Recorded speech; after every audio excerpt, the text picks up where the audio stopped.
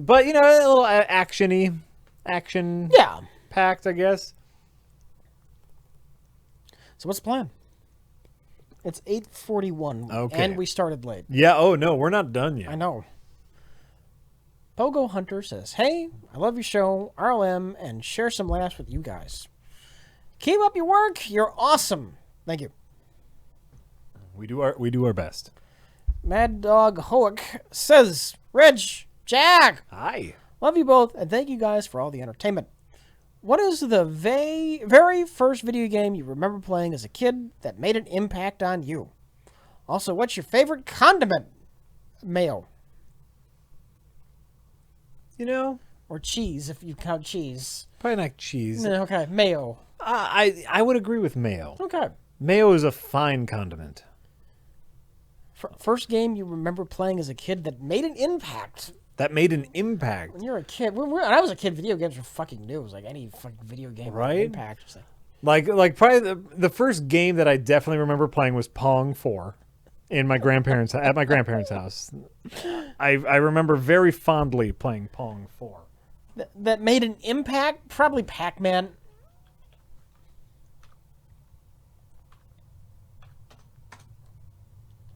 That made an impact. Yeah. Lots of games made an impact. Right? I can remember what was it on the Super Nintendo? Let's see. I'm trying to think of games that made an impact. I remember actually. What were we playing? We were playing Super Off Road, and some other game.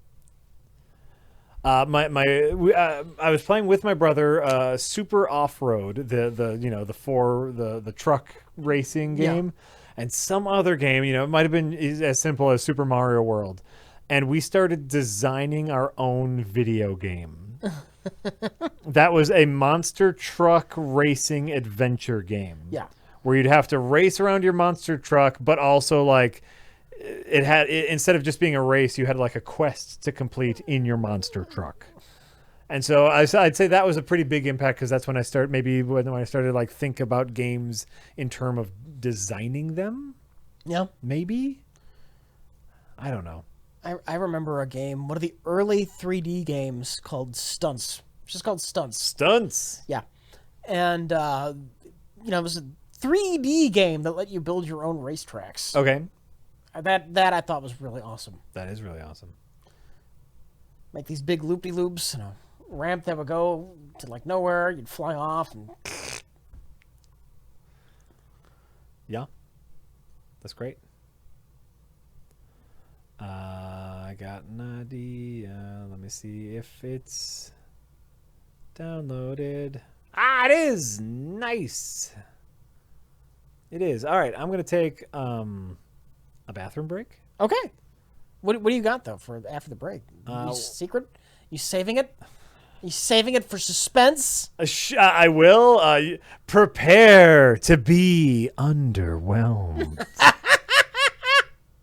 It's just a game that I've personally been enjoying, and I can play for a while we chat about stuff. All right. Unless, of course, Rich, I have been playing a lot. If there is anything you want to play, you tell me. But I'm going to go to the bathroom. So I think I'm good. Okay. I think I'm good. Okay.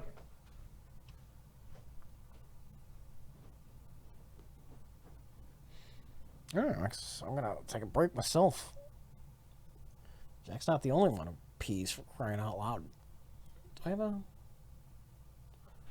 screen I can cut to? I know I do. Where is it? You know what? It's fine. It's fine. I think I'm just going to get up and do whatever I need to do. But first, I'm going to be a jerk. A huge jerk.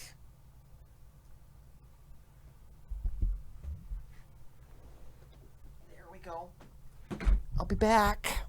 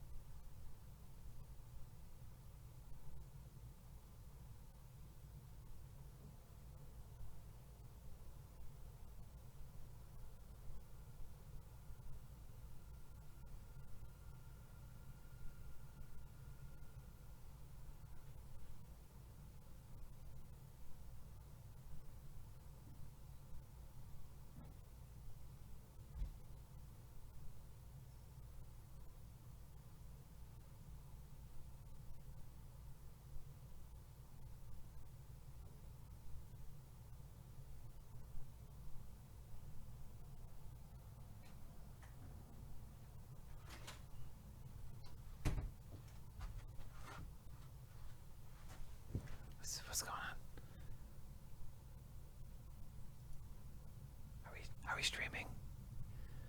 Did Rich not put up the "We'll be back" chat? We have. Oh yes, we have this whole thing here where if we go, we have this whole thing where we put this on, so then you guys know we're gone. And Rich didn't put it on? That's weird.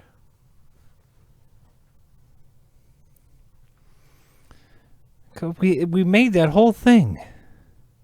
Jack, please help. Hi. It's all it was funnier? Nah, I don't know about that. What was funnier? What? You didn't put on the "We'll be back." Oh, the XSplit's all messed up. I couldn't get at it. It's right here. When I didn't know the screen was all scrunched up and the buttons weren't showing up. Oh. I went to do it. I went to try. And at the time, the screen was glitched. Rich said it glitched. He said it's your fault. I went to do it. I really did. The screen was glitched out. I don't believe you. What do you mean you don't believe me? You've seen XSplit do that before. I have. I'm just joking. All right. Let's update this. Update this. All right.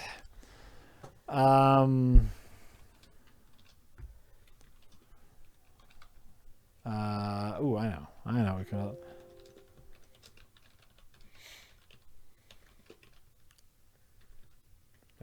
Mountain. Is that how you spell mountain? MOUNTIAN. IAN. I did AI. Oh wait, no, sorry. Yeah. AI. That's what I meant. Okay, I did it right. All right. Brain Lexia. I knocked over the clicker. That's fine. Is it? But is it though? Clicker. I haven't heard it called that in a long time. The clicker. I think are you the only one that does that? The remote control. What else do you call it? Just the remote. Do you have the remote? I think I say clicker all the time. Yeah. That's grandma talk. That's what it. Well, I mean, I know because before it actually did click, right? But no, yeah, we've always called it a clicker. Okay, grandpa. Yeah, yes, I am. I am a grandpa. I do not deny my grandpaudiness. Chris Gaines 2000 says, Jack. Do you have any thoughts on hazy or New England style IPAs? Just got back from Vermont with a truckload of said tasty beverages. What a magical place. No. Wow, I'm helpful with this. No, and I'm generally just a fan of whatever IPA has the highest alcohol content just for calorie sake. Mm-hmm. Is like, what's the most I can drink with the least amount of sugar in it? But I'll tell you guys for a while now, I've been really light on the alcohol consumption. I've been really not into drinking it. And so I'd love to sit and have a beer chat with you, but it's not something I'm necessarily into at the moment. You move XSplit up. There you go. And so I cannot be with you as far as the beer talk at the moment.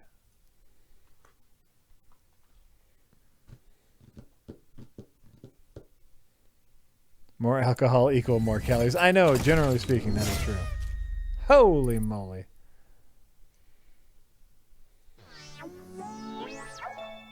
What does that say? Descenders, please confirm game name here. Oh, yeah. XSplit is asking for some help here. Descenders. Yep. That's right. Okay, this is a game that I've been playing in my free time that you might think is incredibly stupid, but I love. Is this procedurally generated? You just continue to go downhill? It's a well, no, you don't just continue to go downhill. It has roguelike elements where each trail is procedurally generated. Okay. But then you like choose difficulties and gain your stats. But at its heart, it's just a downhill mountain biking game, and it's kind of great. Give me 1 minute here. Let's update this. How do you spell this game now? Senders, is that right? I think so. I spelled terrible. You're supposed to be the one to tell me. Will you tell me? D-E-S. Oh, good. I did it right. I rely on other people to tell me if I'm spelling shit. Rich, XSplit messed up. What? XSplit doesn't mess up. You're lying, Jack.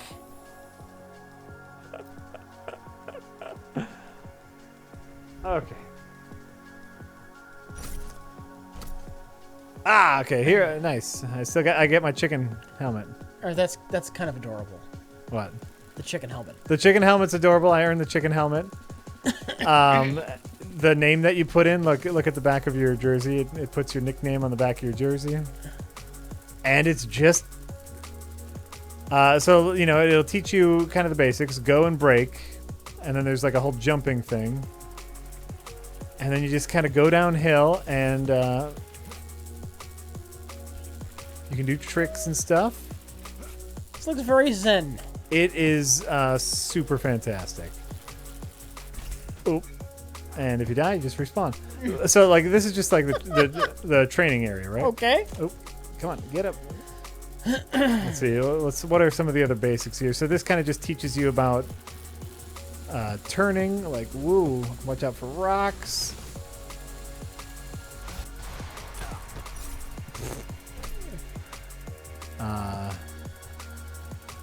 Is this? Oh no, this isn't the skid course. Oh, good. What finish line? This finish line? Is there a time limit? Well, oh no. So this is just the training course, which the game doesn't think I've done yet. Yeah. So, and so I'm just going to do this really quick so I can move on to the actual game.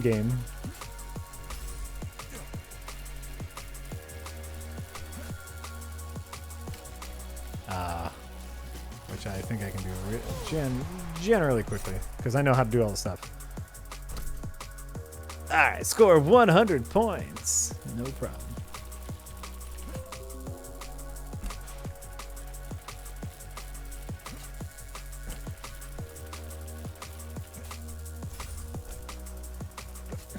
This looks neat. It's super great. Okay, great. So that was it, and like you can do stuff like wheelies. If I'm pretty bad at and I got my chicken helmet on. Okay, so then we go to ride, and it's a roguelike. It has roguelike elements. So every course is procedurally generated. There's a bonus objective to this one is finished within 35 seconds. Okay. And if you complete the bonus objective, it gives you another health point. If you wipe out, you lose a health point. Okay. And it's simple. It's kind of dumb, but it's also really great. It gives you an overview of the track, but I always skip that just because I want to be surprised. They want to know if this has Twitch integration. I don't know if it has Twitch integration. Check in the options menu. What sort of integration? I have no idea. It was a question, not a statement, so I think they're assuming with Twitch signs here and there. Sure. That there would be naturally Twitch integration. Possibly. So do you wipe out automatically going off trail? No, you can go off trail. You can. In fact, that's how you like this one to get here in 35 seconds. You'd have to go off trail. Oh. But there's a bunch of rocks and stuff to get in your way. So I decided just to keep it basic. And then here, like, there's different paths. And so this one is steeper, so you'll go faster. Steep with curves. Steep with curves, steep with curves. And it tells, like, my bonus objective is to get one clean landing, so I want at least a few stunts. This one has decent stunt. And then it's a whole new trail. I can get one clean landing. Let's look at the settings here. I don't see any Twitch integration. TBZ says, hi, this is a tip. Bye. Thank you.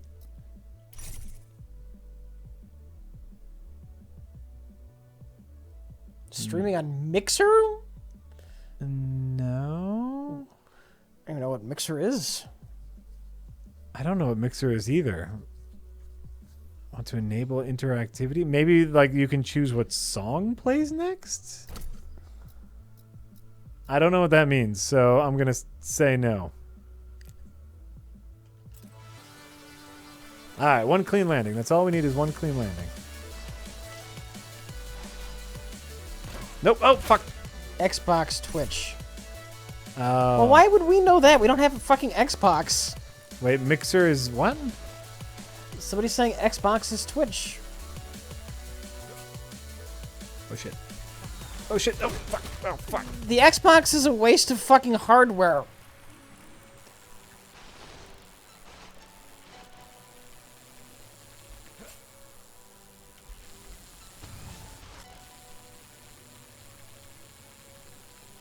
The Xbox is? Oh, fuck yeah. You know, it is. They don't. It'd be different if they had any games, but they just got nothing, man. They just got nothing. That wasn't a. Oh fuck! Fucking up, Rich. There you go, Rich. Just solved the console wars. Look, I don't give a goddamn about the console wars. I'm just saying, Xbox is a loser this gen, man. And everybody knows it. Xbox knows it. No one's. I'm a PC guy. I don't give a shit about this who console did the better console bullshit. I don't. Yeah. No, Xbox. But Xbox clearly lost if you've been paying any attention. Yeah, they don't got it. They don't got it. They never got it. Don't got it. Never had it.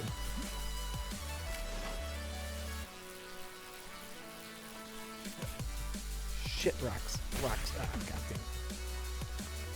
Racks. So like this one, there just is no trail. Neat. Yeah. But you just gotta watch out for the rocks. Where's your health?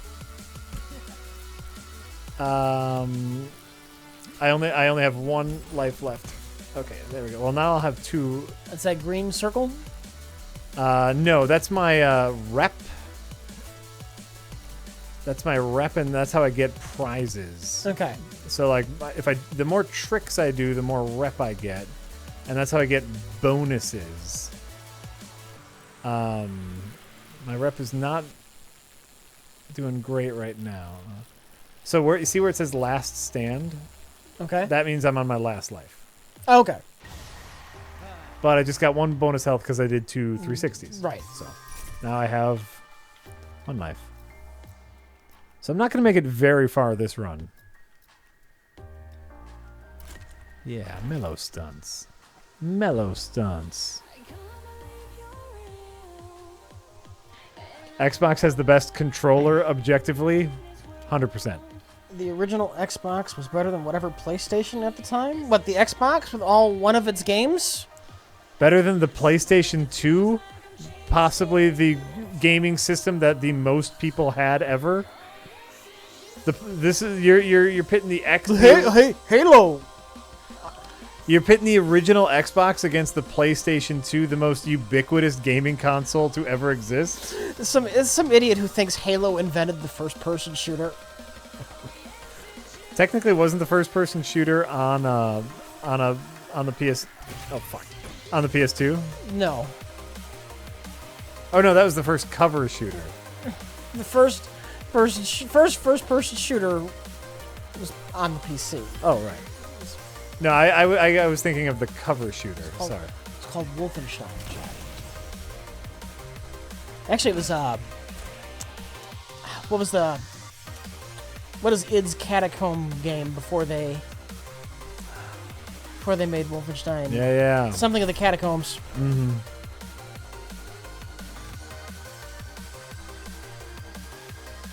The Wii is the biggest console. I meant in that generation. In that generation, it was PlayStation 2 versus GameCube versus the Xbox.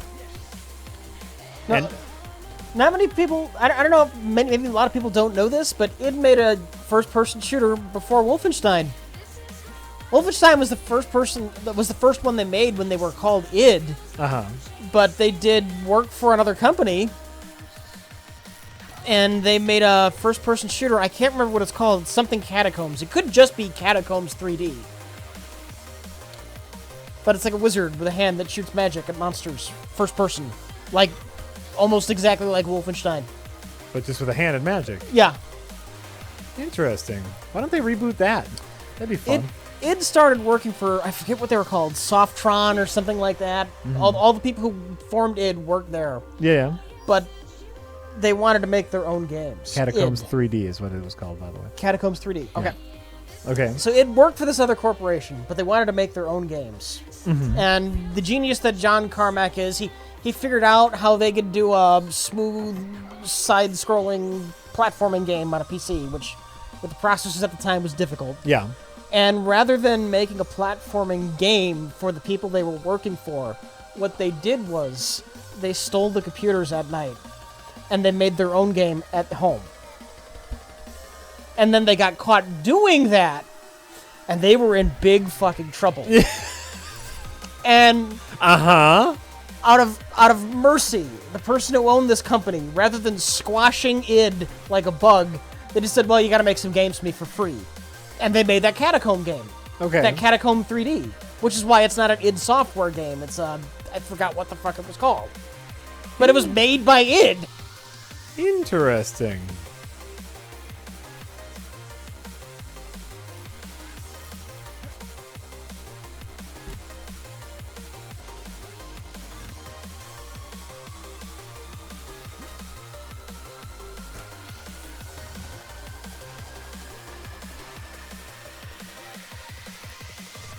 Interesting.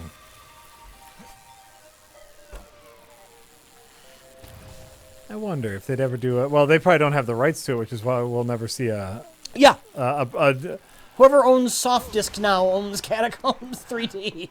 right. But you know, I think the realm of the first-person shooter could use a little more than guns at this point. I think we have enough guns. You know, playing that wizard game, which obviously, like, you're just using guns, but thinking about all the fun first-person stuff you can do in the Dishonored series, Yeah. I want a little more fun stuff you could do in a first-person shooter besides to shoot. You know, Okay. first-person something. You know.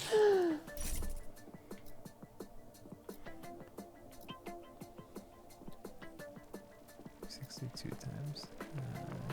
I do that.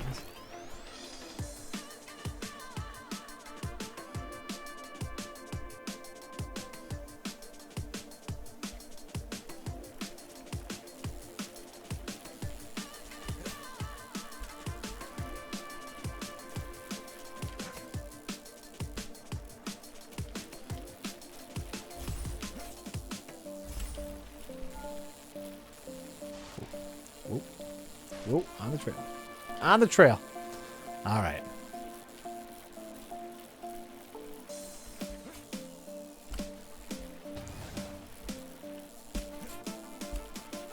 Everything's fine.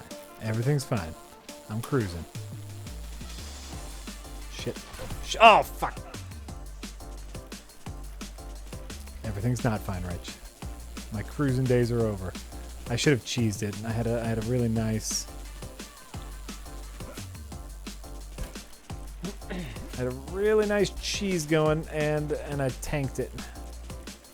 Arcade-style games are neat for like a couple hours, but lack of depth ruins them. I think The whole point of an arcade game, though, is it's something you only want to play for a couple hours at a time. That's the point. I can do this for a bit. Do this for a bit. It'll hold your attention while you plug a couple quarters into me. Right. So here's the thing. So I've earned enough rep now to get a new crew member. And so then these are the upgrades that I can get. Okay. Decrease speed wobbles when going fast, off-road friction, more checkpoints. Ooh, here we go. Increase chances of staying on your bike when landing hard. That is a decent bonus there.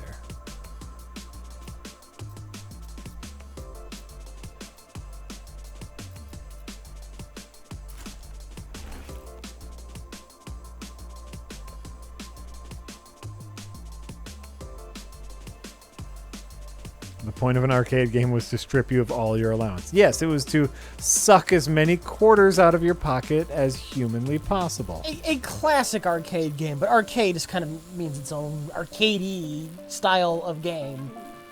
Oh, it's above sure. and beyond just something you put quarters in now. Yeah, that does. It has a little different meaning now because arcades are no longer a thing. Sure. Just looking for a fast hill because I want to get a high top speed here. I think at this point it just describes a gameplay style. Sure. Just simple, easy to pick up.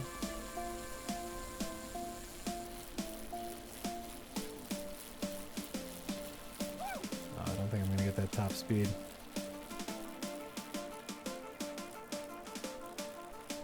Nope. That's alright. Didn't lose life. I'm okay with that. Chuck E. Cheese has games. What do modern arcade games look like? What are modern arcade games? Flappy Bird. Arcade games? Yeah. I mean like that you would go into like Chuck E. Cheese. Yeah, Flappy Bird. Flappy Bird is a stand-up coin-op game? Yep.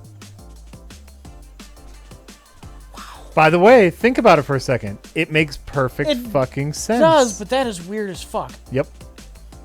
But stuff a lot of stuff like that where it's really simple objectives and it's they literally last like 15 to 20 seconds. No, and like they're filled with they're actually filled with like app games. There's an Angry Birds, there's a Flappy Bird, there's a ton of like iPhone games that they've made stands for kids to suck their quarters in. Do they tap? Huh? Do they tap on the screen? Sometimes they tap on the screen. Sometimes, like for Flappy Bird, there's just a big button. Yeah. And so you flap the big button, and people love it because it's what they play. That's kind of brilliant. It's what they play at home. So like, it makes total sense. It's kind of brilliant. Makes perfect sense.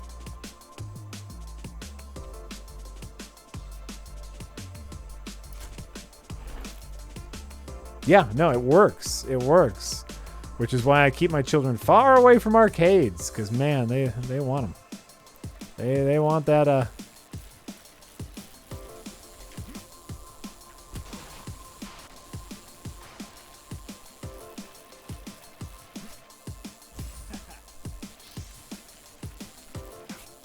No, I have no interest in playing the new David Cage game.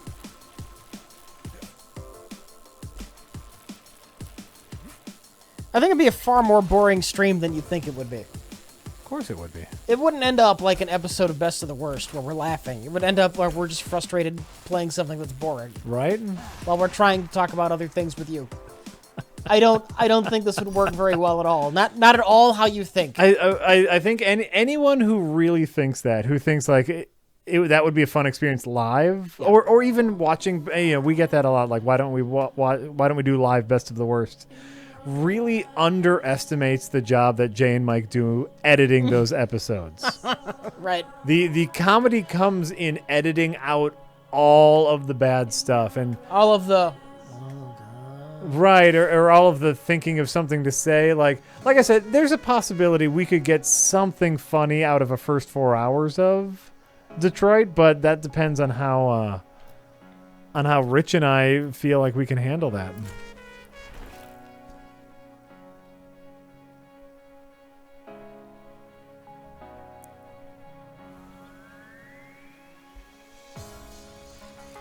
Mad Dog Hoke says, okay, you both love mayonnaise. That's respectable. I like that. But if you could kick one celebrity right now in the cock, who are you punting?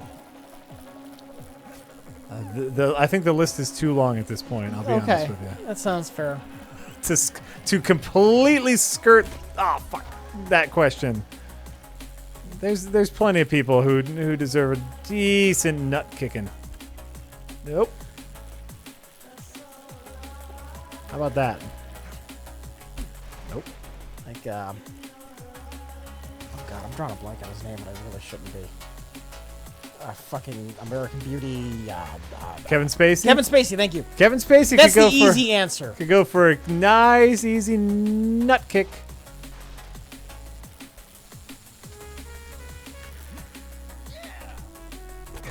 Oh, come on.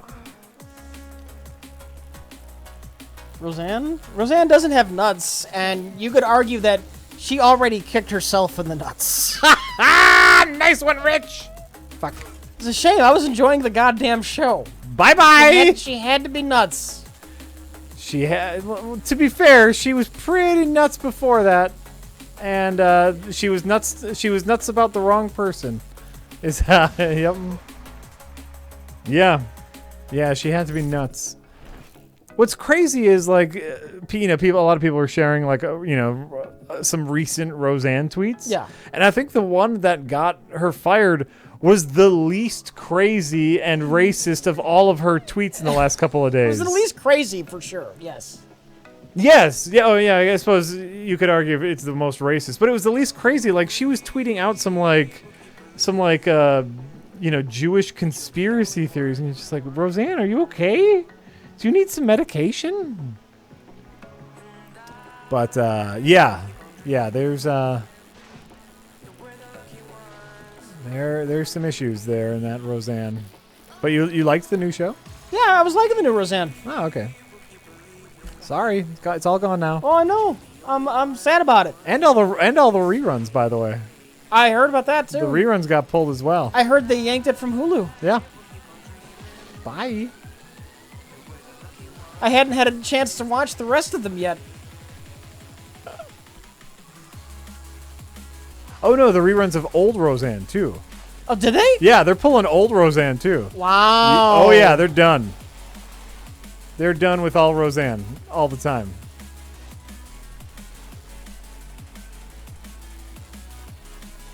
But That's a bit extreme. It was one of the goddamn classic sitcoms. Here's what I will say about the Roseanne situation is I think she's taking it well. Which is she even though she's taking it 80% well. How about that? I have no idea how she's taking it. So she made a couple of posts today. One post was bad, saying I was on Ambien and late night tweeting and blah blah, and I'm really sorry. So it's just like, oh, I'm gonna blame the drugs for making me say stupid racist bullshit. That's bad. But the other part was just was her saying, hey, don't anybody defend what I said. What I said was wrong. I understand that it was wrong, and no one should try to defend it because it was absolutely wrong, and I should not have said it. And I think that was a classy way of handling the situation. But the whole Ambien thing was a little messed up. But rough weather. What?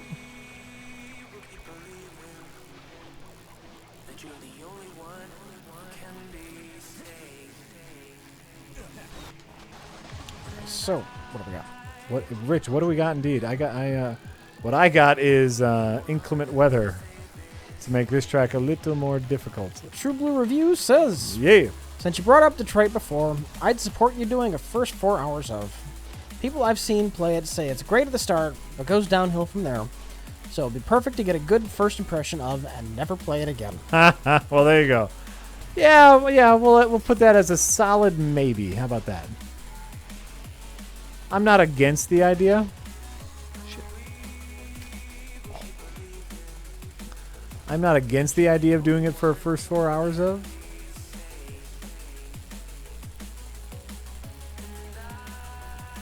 So that's what I'll give you. Okay. Do you have any feelings on that? On what? First 4 hours? Doing it first 4 hours of. I think it would be redundant. Okay. I think it would. Everyone knows how we feel about cinematic gaming, and literally it sounds like nothing but cinematic gaming without any kind of pretense of gameplay. Yeah. Oh, this is really fucked up. You have these levels Yeah. where you do it in first-person mode. Oh. And it's hard. It's crazy I can hard. imagine it's nauseating. Yeah, yeah. It's crazy hard. So I'm not doing it, by the way. When's the last game you've done for a first 4 hours? It's been a while. It has. It has been a while. Oh, you know what? And I have a better game we could do a first 4 hours of anyway. Oh, good. So Good. I have a game that we could actually probably get some comedy out of for our first 4 hours. Okay. So, I'm down with that. yeah. So there. Shit. Valiant Bloodshot says, Valiant Bloodshot! what game did you throw the most quarters in when you would go to the arcade? For me, it was a tie between the X-Men game and the Simpsons game. The Simpsons game, yeah. But both side-scrolling beat-em-ups, by the way. Yeah. Very similar, the X-Men game and the Simpsons game. Which are basically the same thing now that I think about There it. we go. Yep. Both of those games, yes. Easily I put a lot of time into those. But probably the thing that ate up the most of my quarters in all of my arcading time is in grade school. Mm-hmm. Clean landing. Nice. In grade school, there was a place that we would go to after school that had a Mortal Kombat cabinet. Oh, yeah? And I don't know if it was like Mortal Kombat 1 or 2 or what the number was, but it was a Mortal Kombat cabinet. And that ate up all of our dang time. Everyone. Every kid who ever existed in the suburb town that had the one arcade cabinet. We played Mortal Kombat until the end of time. I can't tell you which arcade game got the most quarters out of me. Mm-hmm. I can list off some arcade games I liked. Okay, do that. Pac-Man, Pac-Man's great. Paperboy. It's so crazy to me that Paperboy is an arcade game. That's primarily what I knew it as. Right, like The arcade had the handlebars. what? Yeah. Oh, that sounds great. Yeah, it was great. That sounds great. Ready for this? Ready for this? No! Oh, I thought I could I don't do it. think you were ready for that. I wasn't. I wasn't going fast enough. Arcade games. Star Wars arcade game was sweet. The vector art graphic The vector ones. the vector graphics Star Wars game. Yeah. Super Mario Brothers. I knew was an arcade game before I had heard of an NES. Mm-hmm. Because they had one at the Showbiz Pizza, where the infamous photo was from. That was like my go-to. That might actually have the most quarters. That or Paperboy. I think Paperboy could be a fun arcade game. It's just crazy to me because, I, of course, think of Paperboy as the NES game. Rich hates Star Wars. Yeah, but I like a good spaceship game. I don't think you understand that I don't like force. But flying around an X-Wing, that's pretty sweet. And that's not force. Right.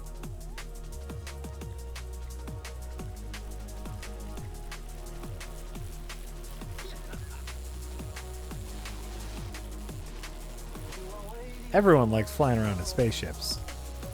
That's just science. It's mathematically proven that everyone likes flying around in... Oh, fuck. That everyone likes flying around in spaceships.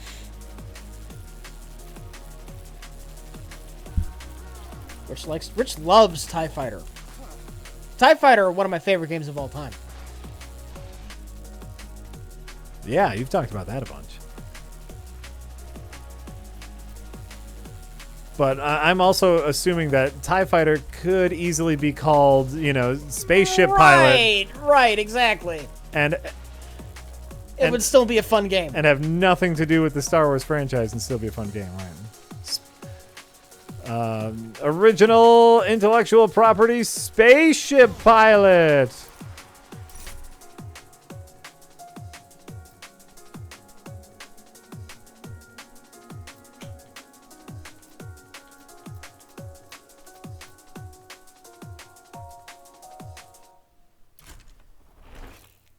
Wing Commander? I played a little bit of Wing Commander. I think TIE Fighter's a better game.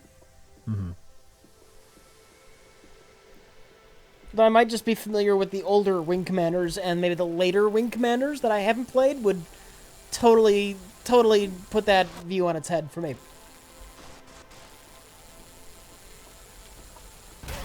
Fuck.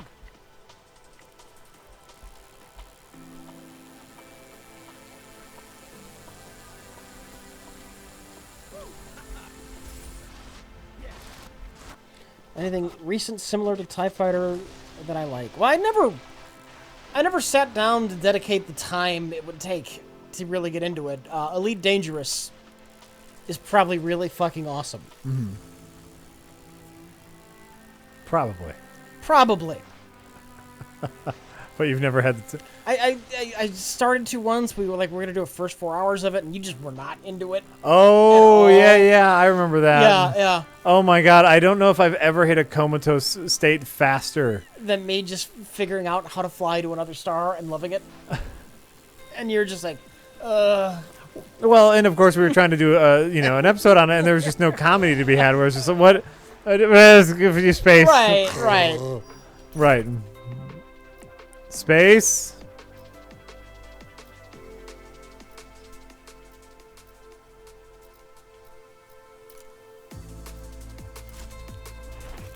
Yeah. But now that we're not doing it for an episode, that could be your go-to. Now that we're not doing it for an episode, that could be your go-to, though. Now.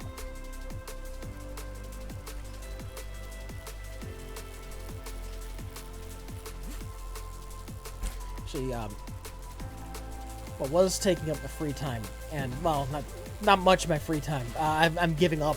I was going to try and make my own little simplistic Zelda Breath of the Wild mod. I was going to try it. Oh, yeah? Yeah, I got my free trial of 3DS Max. Oh, manipulating, sure. And it's just not gonna happen. It's like looking at an alien language.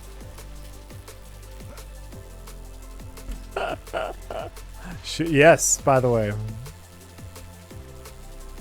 learning any of those programs is like looking at an alien language. I was gonna try and do a very basic kind of mod. I wanted to use the cap from like the Call of the Wild cap that you get at the end of the game. Where you take that cap. I wanted to take the champion's tunic, repainted that color green, and then one of the pants, and just replace the barbarian outfit, because I always thought the barbarian outfit in Breath of the Wild a little bit too goddamn silly for me.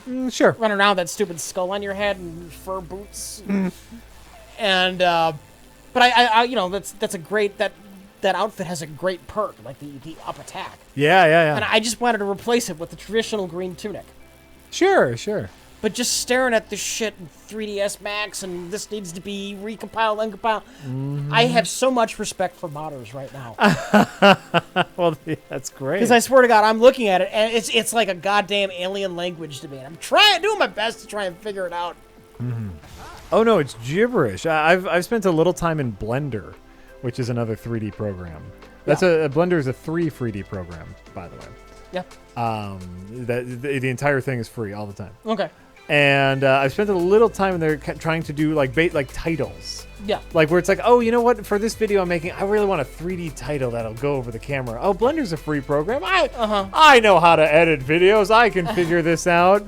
Like 2 months later, smoking cigarettes. I got it. I know how to work the camera now. I can do this. The last 2 times, like, I could have been, like, days where I just could have been doing something else. I just staring at this. No, I'm going to figure this out. I'm going to staring at the screen. I have no idea what's going on. Oh, God. It's crazy, right? Staring at the screen. No, I'm going to do something else for a bit and come back to it. Oh, God. Then I come back to it. All right, I'm going to figure this out. Oh, God. No, I can't. I don't know what I'm doing. That's the thing. I think I'm finally giving up. Oh, I'm sorry. I'm sorry, Rich. Well, if you have the modded version, you can get the Phantom Hourglass Phantom, which does up attack. That outfit. It's a neat outfit. You're like that knight. I want the classic green tunic. Maybe make it so you can fucking dye it different colors too. Oh, sure. Sure.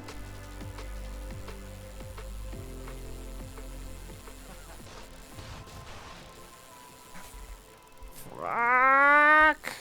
Can't believe I survived that. Still haven't quite figured out how to get over those logs without completely wrecking my shit.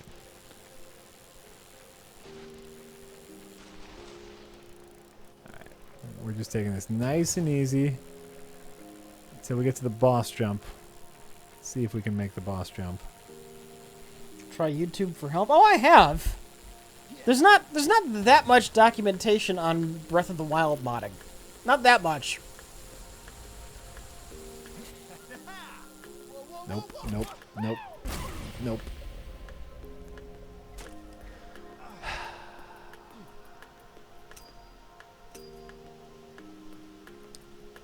That's the farthest I've gotten. It's like the barbarian outfits, like that. The helmet, the upper and the lower the legs, they're Yeah. all saved in the same file, but they're still separate files, and I have no idea how to just extract the helmet out and put the tunic cap in separately. I have no idea how to do that. There's nothing on YouTube that tells me how to do that. That, you know what, and I've run into similar things. By the way, for the person asking in chat how I know specifically that, I just assume every asset is available on the modded version. So I assume that the DLC stuff is also available on the modded version. I ran into very similar things when looking up Dungeons and Dragon rules, where it's like, I want to know one specific thing. I need one YouTube video to tell me this one very specific thing. Yeah. And yeah, finding that is really difficult sometimes. But you'll get there, Rich. Eventually, hidden in another video doing something completely different, you'll find the piece of information you're looking for. But then you have there's two things going on here too. Not only figuring out how to mod this one specific game, Breath of the Wild, but I also don't know how to use the fucking 3D software. So... Right. One thing at a time, Rich. Right. One thing at a time.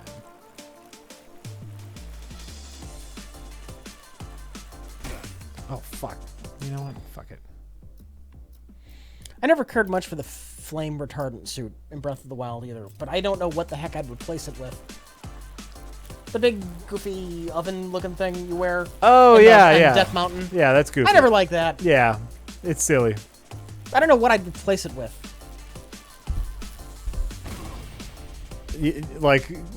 That's where you get fun. You bring in the armor from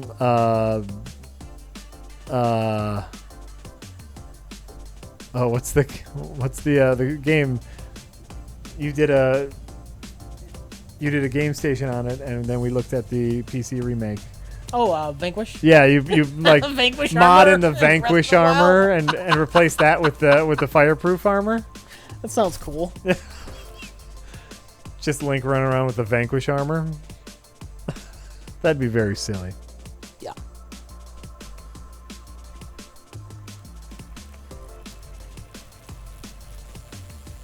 Oh shit! I turned the speed run timer on.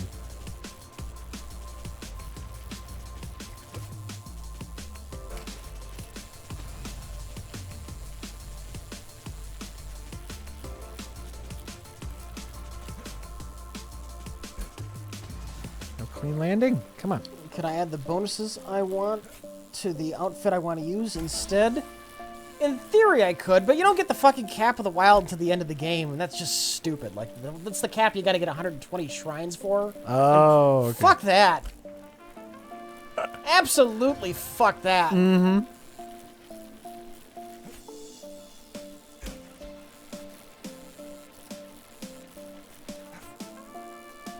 Oh, you know what I just thought of? In my most recent Breath of the Wild playthrough, where I did all the stuff and I did all the DLC, and I did way more stuff the second time. I found the skeleton horse, I found the king of the mountain, I did all that stuff. You know where I didn't go? The island. Oh, Evertide? The island where you lose all your items and have to deal with it. I never did that island. Ever? Well, I mean, I did it my first playthrough Oh, and okay. had a great time. I'm saying this second playthrough when I did it, you know, like more of everything, I just like, oh yeah, I'll go to that island when I get the chance or when I feel like it. Yeah. Never felt like it. Never got to that island. Huh.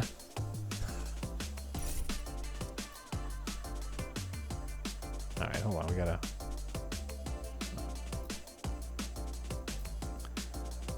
Finish within 35 seconds. Yeah, super large amount of respect I have for modders. Not only for their work in 3D programs, but I can't even figure out how to do one stupid thing, and there are people right now putting Zelda in the game, complete with their own unique wardrobe.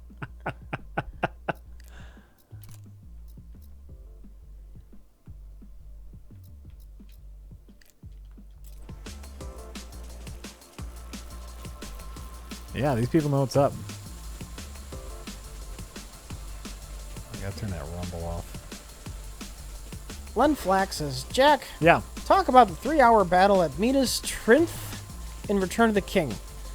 The Mumakil, the Rohirrim charge. Wow. The battle is excessive, but I never feel bored. Why does Lord of the Rings work when other films don't? I'm from DC, and the Capitals are in the finals. I had no idea how to pronounce some of these words. I did my best, but it's some Lord of the Rings stuff, and I don't know that. Yeah. What's crazy about Return of the King is you forget that like the massive battle that takes place at Rohan. No, not Rohan. The last kingdom of man. The last battle that takes there is like an hour and a half away from the end of the movie. Like that battle is going on when you start the second disc, and it's done with pretty quickly. Like that's not the final like set piece of the movie. Frodo hasn't even gotten to Mount Doom yet when the last major battle happens. Oh no, that battle's fucking great. Like it was so great watching it with my kids, like watching it with new eyes. Because there's a big thing in Return of the King. You've seen it once, right? Yeah. So do you remember like I don't. They're a blur to me. They're all a blur. There was this big thing about whether or not they would like light the fires to call forth all of the armies of men, and whether they would show up in time, and like they finally show up with all their horses and they run over all the orcs. It's honestly just an awe-inspiring scene when the riders of Rohan overtake the orc army, and then on the other side Aragorn and Legolas and Gimli have to get a ghost army, and so there's like an army in the castle, there's an army on horseback, and then there's a fucking army of ghosts all fighting the same battle. And it's so great. And it's so great. So they need to defend the area, and they use the Ghost Army, right? Yeah. Now the whole thing of the Ghost Army, they're completely undefeatable, right? Yeah. Why don't they just have the Ghost Army attack Mount Doom?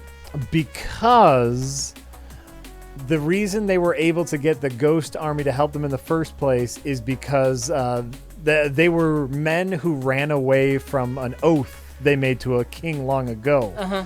And so Aragorn said, if you help us with this battle, I will reclaim your oath and you can rest in peace. And they helped him win the battle. Okay. And actually that is a line. Fuck this battle. Yeah. Have him kill the bad guys.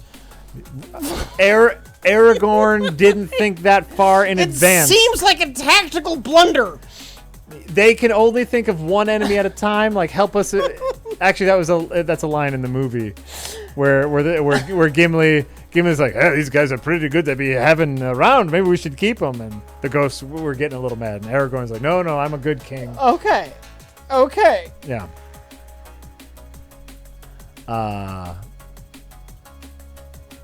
It's a book. Well, yeah, of course it's based on the book. I know the movies better. I read the books ages ago, but I wouldn't even know the books. I know the movies better now.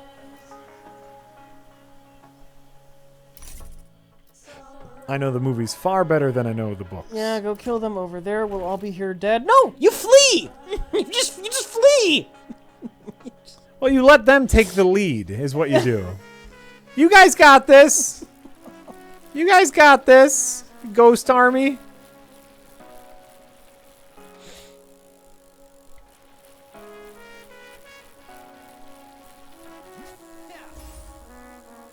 Ghost could have killed all the good guys just as easily, so if Aragorn pulled that shit, he'd be dead.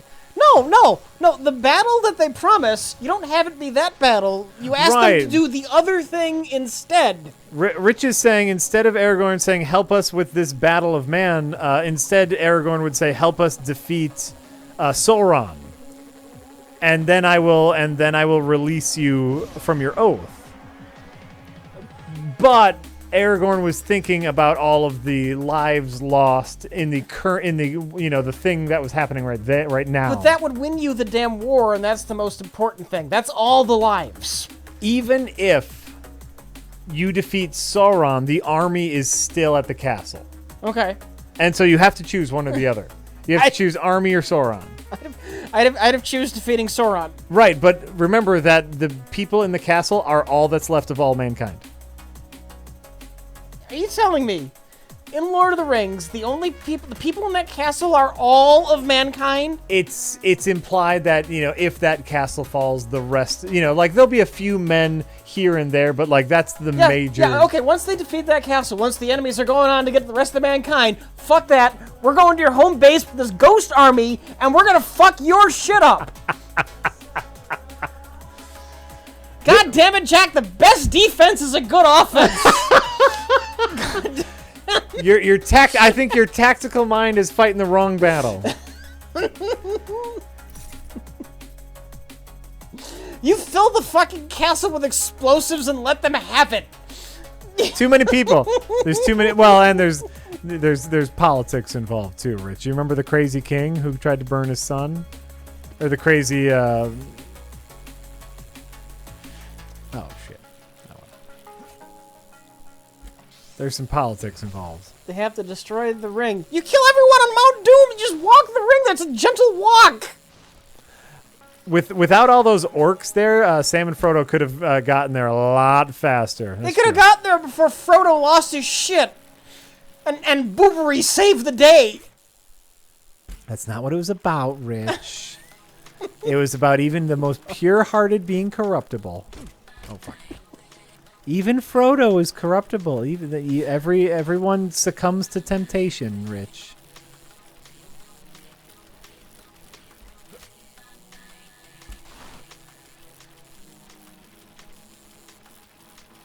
Which sounds like one of those people who says the Eagles should have just flown Frodo to Mount Doom. They should have!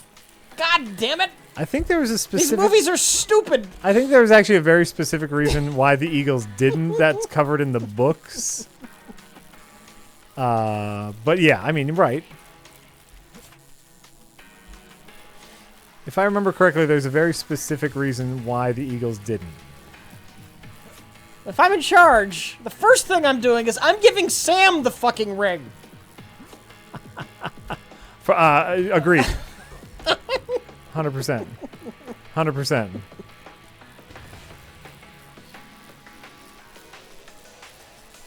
Though here's the thing, Rich. We don't really know how Sam would react. To be fair. Okay. Sam's all nice and good-hearted, but as soon as that ring starts corrupting him... Did he not have it for a bit? And when Frodo asked for it back, Sam gave it to him? He did, but he never wore it. He held on to it for a bit. Okay. He gave it back to Frodo, but he kind of hesitated a bit. And that's just for holding it for like a couple minutes, So the truth of the fairness to Frodo here is that we... Gollum had that ring for a total of 2 seconds before he refused to part with it. He fucking picked it out of the mud. That's right. That was enough. That's right. No, his friend picked it out of the mud. For Gollum or for Smeagol, it was just seeing the ring was enough to corrupt him, right?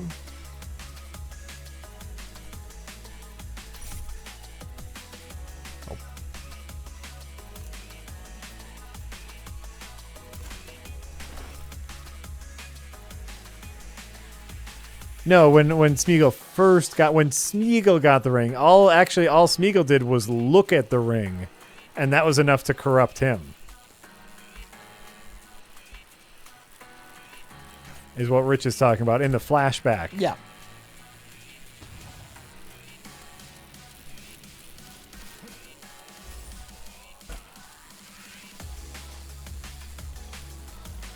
Which is very true.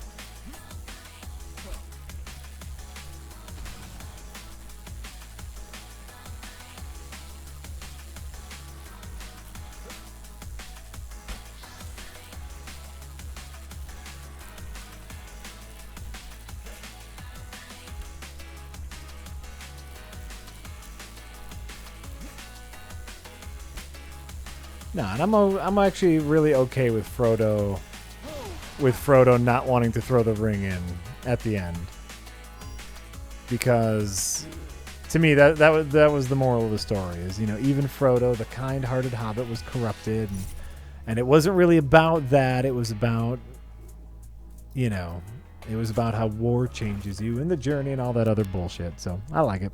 I'm down. It corrupted Boromir, and he didn't touch it either, right? We all agree that the two things Rich is wrong about are Solo and Lord of the Rings. I don't say I hate. I might have teasingly said I hate Lord of the Rings. I mostly just don't get it.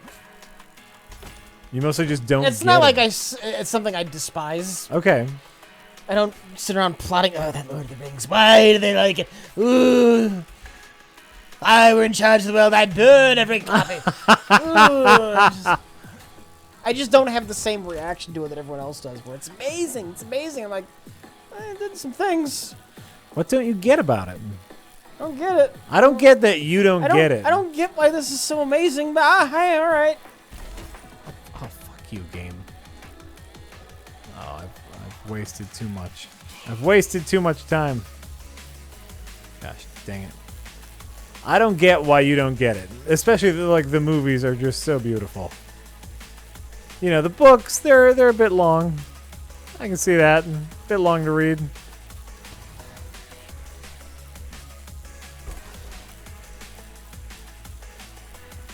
But I mean, Rich only understands what is bitter and jaded. Is that not the end of Lord of the Rings, where Frodo gets corrupted and Booberry saves the day? Well, that's not the end. Lord of the Rings is bitter and jaded. That's the final message. No, the final message is that the world moving on. Actually, the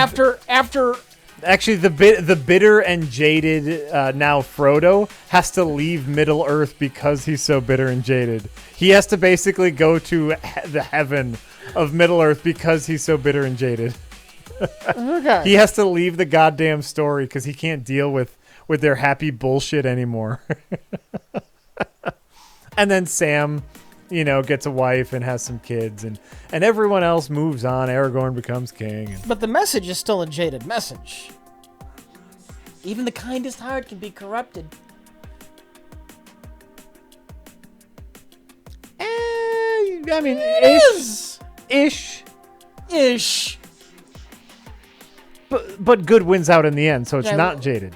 Admit it, Lord of the Ring is every bit as cynical and nihilistic as I am. Admit it. Well, first of all, definitely not as much as you, but you know, at the end of the day, good wins because a monster bites off Frodo's finger. So maybe a little bit as sadistic as you. How about that? If it weren't for a horrible creature dismembering our hero, yeah, evil would win the day. Is that a bad message? I'm saying it's a jaded message. Somebody's saying I can't appreciate it because I only like things that are bitter and jaded. And I'm saying the final message of Lord of the Rings is, in fact, bitter and jaded. No. I'd say one of the themes might be bitter and jadedness, but the final message... Corruption is absolute. That's what I get out of Lord of the Rings. Corruption is absolute. That's fair. But the good guy still wins.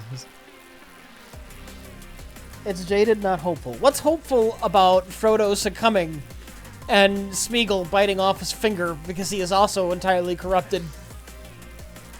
What is hopeful about that? It's an accident that saves the day. Yeah.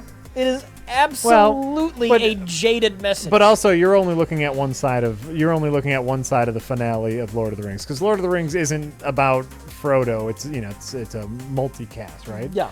The other side of that is these groups of men coming together to fight an unstoppable evil just because they believe in their friend. And obviously the friend only wins due to boobery. At the end, Frodo said, "Fuck my friend, I want this ring." But all the guys came together, and the little hobbitses were there to fight the monsters, and everyone was ready and willing to fight off the evil just for their friend Frodo.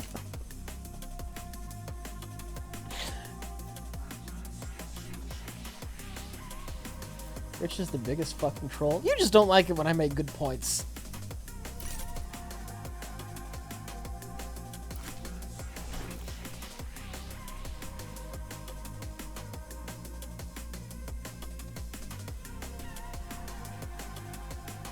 Not boobery. What's that word? E-catastrophe? That's an interesting word. I'm still gonna call it boobery. It was a big old whoopsie that meant the ring went into Mount Doom. It was a big old whoopsie doops.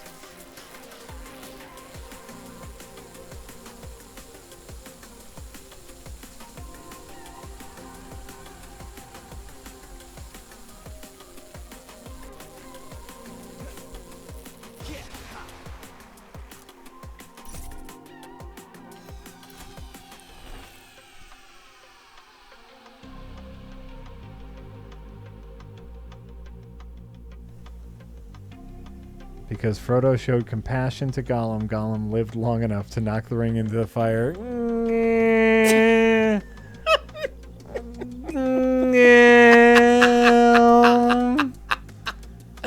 That's ignoring a whole lot of Gollum then trying to kill Frodo and Sam. I don't know, man. That's plainly fucked logic right there. It says having mercy is bad, because if you have mercy, that person's just gonna stab you in the back. God, Lord of the Rings is so cynical and jaded. Lord of the Rings is like super cynical and jaded.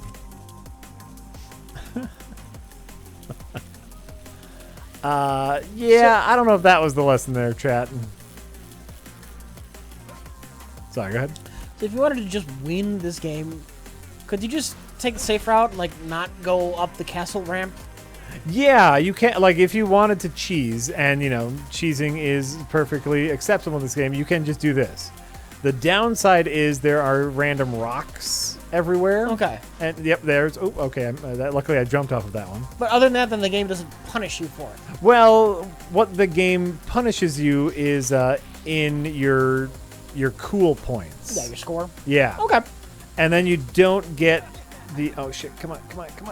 Yeah! I find it curious. I'm not criticizing that. Oh yeah. So like, cheesing is definitely a viable option, and I do it all the time if I'm low on health. But then the game doesn't let you get those cool bonuses. Mercy equals weakness in Lord of the Rings, right? Well, maybe if Gollum wasn't fucking him around so much, they would have gotten to Mount Doom a little bit faster, and then Frodo wouldn't have been so corrupted. So they shouldn't have had mercy on Gollum. I'm just saying. Okay. I'm just saying. Okay. And also remember that it was only Frodo that showed mercy. Sam was ready to murder Gollum very early on. Sam, our good one. Our good, hopeful one. Because he was right. He was right on every step of the journey. Almost.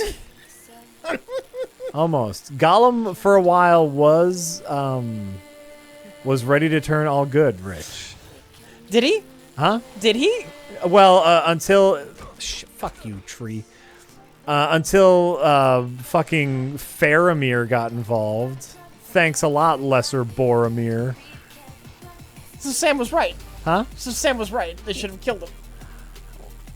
If Faramir didn't get involved, then Gollum could have been good. And she spared Gollum because he had to believe that he could come back from corruption. Yes, but the jaded message of Lord of the Rings is that he could not. Right? If that's what Rich is saying, at the end of the day, he almost didn't come back from being corrupted. He was ready to leave Sam on Mount Doom and take the ring back and be the new Gollum. Frodo was all ready to turn 100% evil. In fact, if it wasn't for Gollum biting his goddamn finger off. So... So jaded. I don't... So jaded. I think that's just you. I think it's there. I really do. I have no problem with it being a jaded message. Uh-huh. I'm just pointing out that it is. That's all. There's some... That's all. I think there's some, there's some reality in there. There's some harshness. I don't know if I'd call it jaded, though. Oh, this is a fun conversation. I love it. Listen, anytime you want to talk Lord of the Rings, I am down. I prefer it to Star Wars. Let's talk about the other nerd thing. How about that?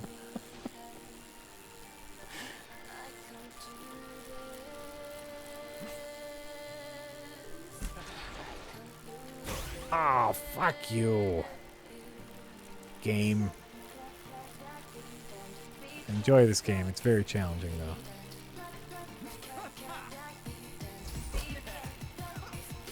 Very challenging. There we go. Let's talk Star Trek. What Star Trek do you want to talk about? We've talked a lot of Star Trek, too. We have indeed. That's okay. We can talk all the nerd things. We can talk all the nerd things. My favorite thing right now, before we get into Star Trek, is just watching all of the extended behind-the-scenes stuff for all of the Lord of the Rings. And I think it's especially nice for my kids. I love showing them kind of like the process of how movies are made and all that kind of, like it's very important to me that they know that movies are fake. Yeah. Because I don't want to have to deal with, nightmares and monsters and whatnot. No, movies are fake and they're fun because they're fake. And so all the behind the scenes Lord of the Rings stuff has been fantastic. Like, oh, here's how we made an Uruk-hai. It's just a person, and here's how we did all the masks and makeup and everything. And it's just been super neat watching that with the children, besides watching the movies, which has been great as well. But good old extended editions.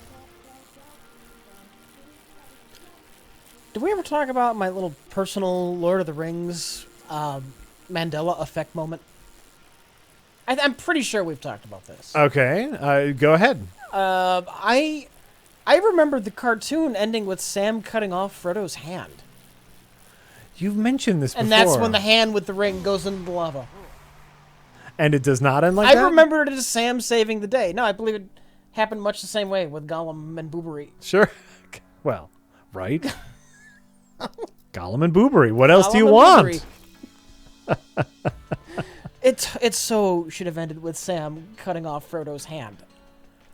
That would have been badass. That also could have been a really fun character moment where Sam has to do the right thing even though it hurts. Yeah. Mr. Frodo, his friend. That would have been better than Boobery. He's sworn to protect. You know what? Actually, that would have been better than Boobery. Rich, I'm going to go ahead and agree with you. Tolkien's a hack. Oh, I don't want the logs. No logs, please. Oh, I did not.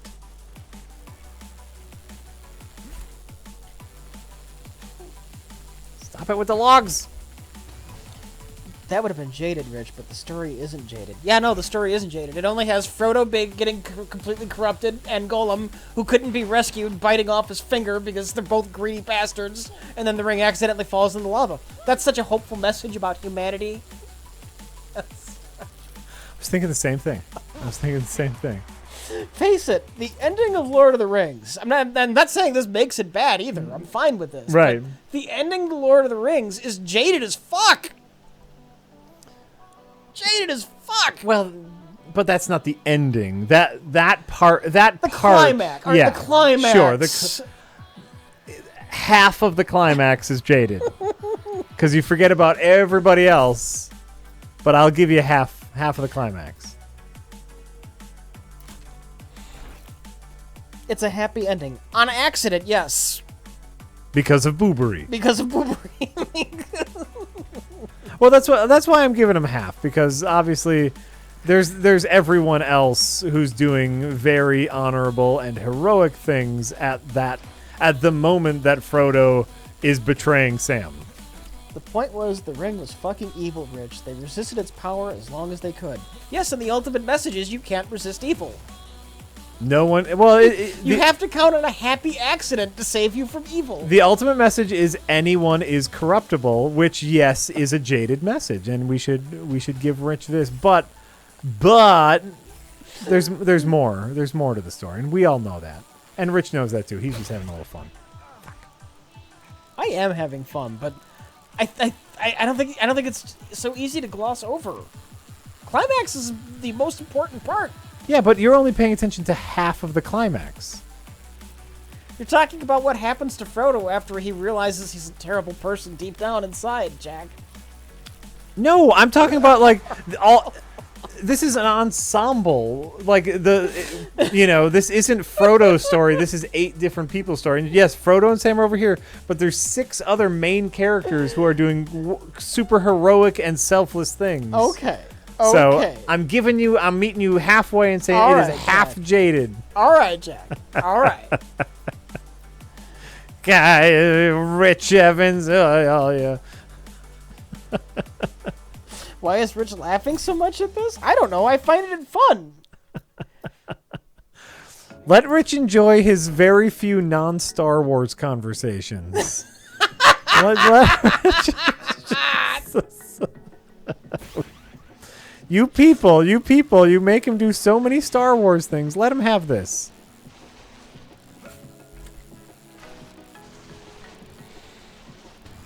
It's fun to point out that Lord of the Rings is a jaded story about failure and greed, and corruption. It is. But, that's kind of... And he's right, but just because it's jaded doesn't make it bad. Yeah! I've not said it's bad because it's jaded. Yeah. Right.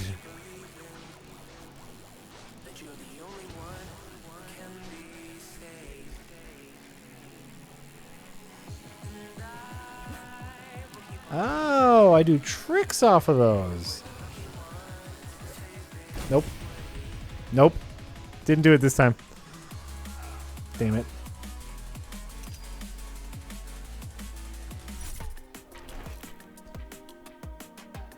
Tolkien was a World War I vet, yeah. Tolkien was hardcore, man. Though Tolkien is also very adamant that the books are not about the wars.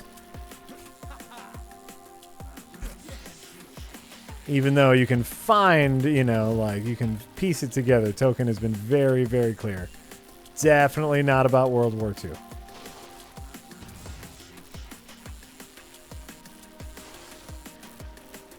Where are we at? Gobbledygook says, Hasbro Films' schedule has a D&D movie listed in 2021. Does Hasbro own D&D? What? That can't be right. That cannot be right. What? Jack, have you researched any D&D settings like Forgotten Realms? Someday, a Drizzt or Baldur's Gate film could be successful, and you might wish you looked into the franchise before they were cool. Shit, I'm already into it, man. Hasbro owns Wizards of the Coast? Oh, is that true? I didn't know that. Well, there you go. I did not know that. Huh.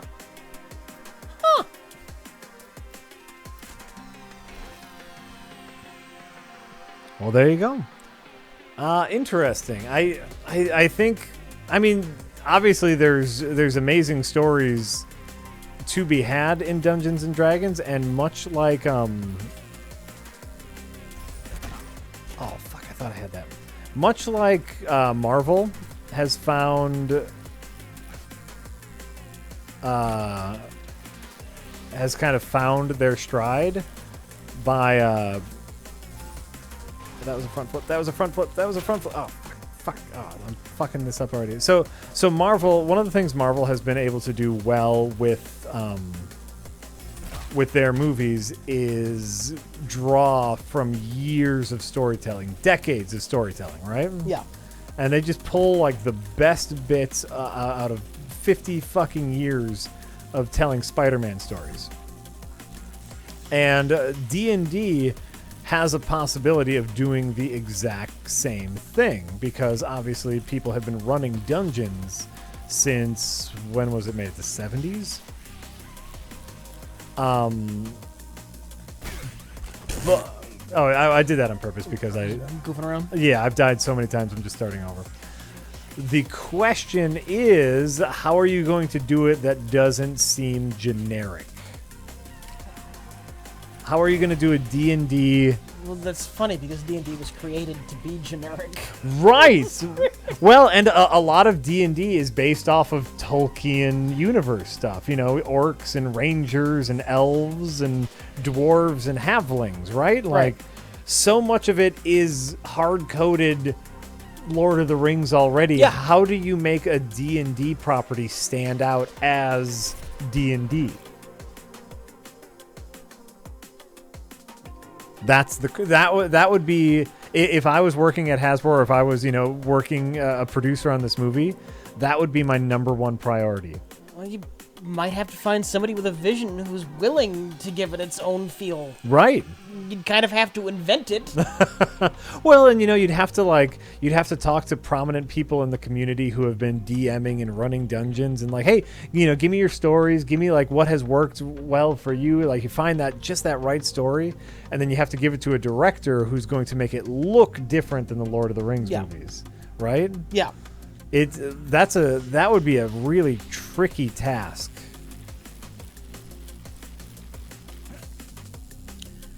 Did you ever see the old D&D cartoon? I know you probably haven't, because of we talked about earlier, the age difference between us is just enough. Yeah, just enough. Ran for like a season or two, but there was a Saturday morning D&D cartoon. Really? Yeah. Huh. A group of modern day kids, much like a role playing group. Yeah. Go to some kind of carnival, and the magic ride or whatever it is ends up taking them to the Dungeons and Dragons world. And then the dungeon master, who's this little Yoda guy, gives them all their own magic weapons, and they go on adventures trying to find their way home. Not a bad premise. Yeah. Not a bad premise. I liked it when I was a kid. Interesting. I gotta look that up.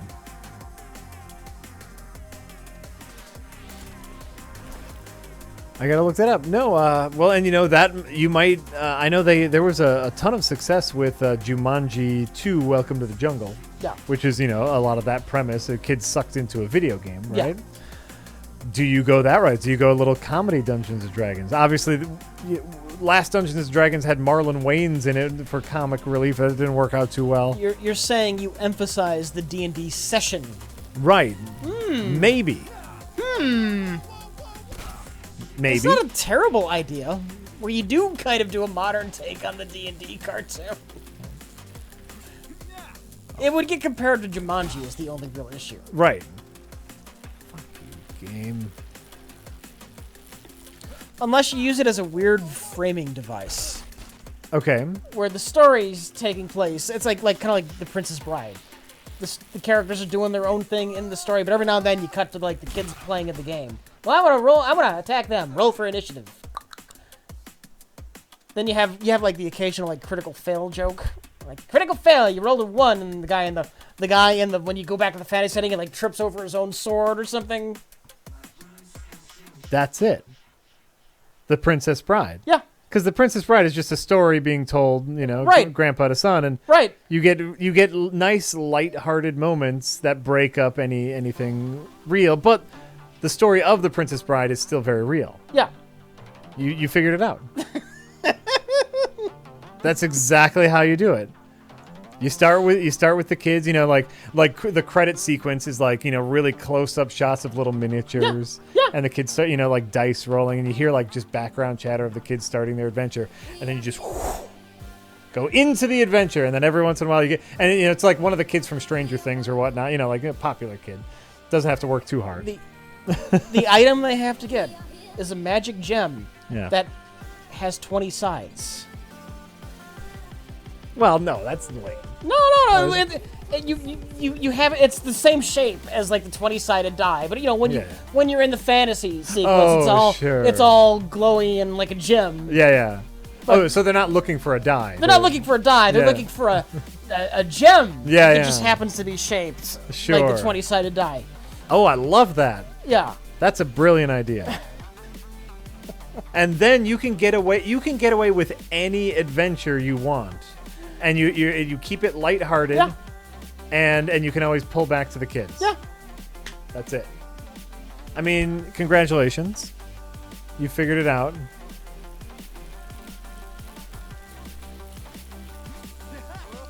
Oh, I don't even remember that. That was the last. That was like the next to last Futurama movie, wasn't it? Where they had the D&D adventure. I guess they were looking for a D20-ish thing there. All right, so maybe you don't do that. Well, no, but you put like, you have like a temple, and it has all like different die shapes all over it, you know.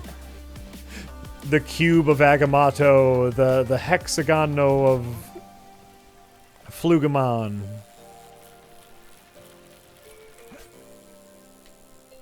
Yeah, no, that's great. Because I think, you know, for any of these properties, the important thing to do is to keep it lighthearted. Yeah. You know, if you take D&D too seriously, you're gonna end up in some bad water. You're gonna end up in cheesy territory instead of schlock territory, and you wanna go schlock. Self-aware schlock.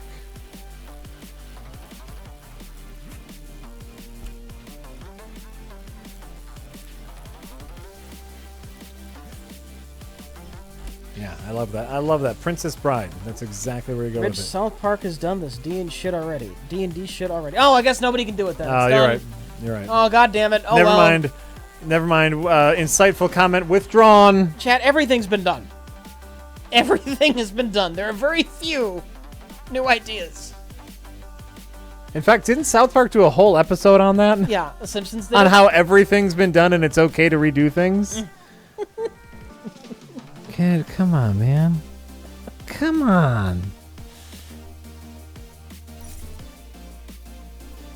No, I think your way gets rid of all the problems.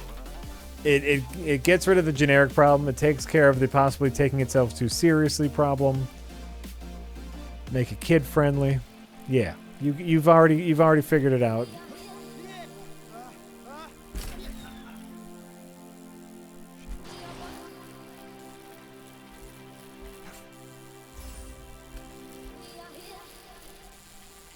Shit.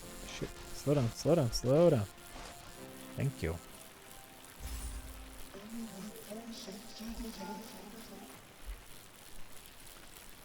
That's the way to do it. So Hasbro, by the way, give us a call. We're available for consultations. Yeah, I did not know they owned Wizards of the Coast. Yeah, that's news to me.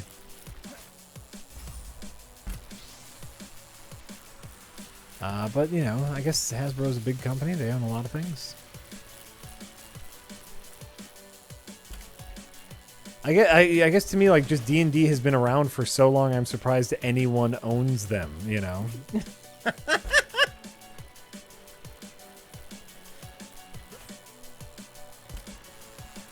But somebody owns everything, Jack. Somebody owns everything. Well, you know, like... Gary, you know, the Gary Gygax Incorporated doesn't own them. You know, it's like, it's like a. Well, when did Wizards of the Coast buy them? I mean, right. I'm sure it was after he retired or whatever. Sure. Oh yeah, no, but it almost seems to me like, you know, you got that local coffee shop you go to, you love it so much, and you go, oh, what a great little neighborhood joint, and then you find out that it's owned You know, it's like a subsidiary of Starbucks. And you're like, oh, I like that place. Yeah. But I mean, D&D is Or different. the Tom's toothpaste. Tom's toothpaste? Whatever it is, this little homegrown toothpaste. Oh, it's owned by the people who do Crest. Oh. Is that true? Yeah. Oh. God damn it, Tom's. Get your shit together.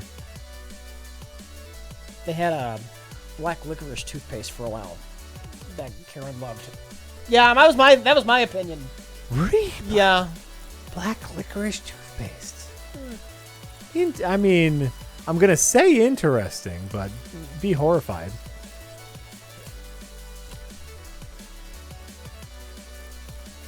I need something better for a stunt. I need a goddamn hill. I need a hill for a stunt, Rich. I'm sorry. I need to do one stunt so I can get a clean landing. Right ahead of you. No, I need more of a hill. I need to go downhill. Oh, here we go. Maybe that one. Build up some speed because I have to do a stunt.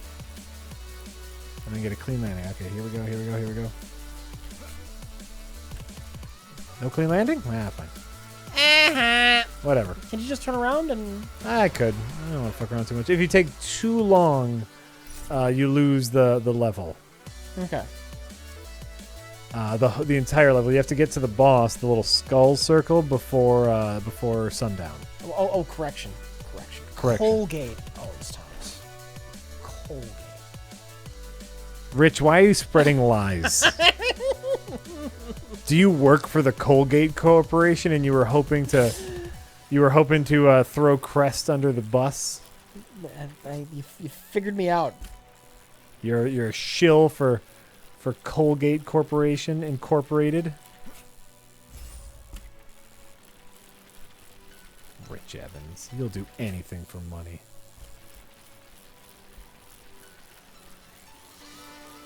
So will I, by the way, if anyone's hiring. So Anything? for enough money. Oh my god.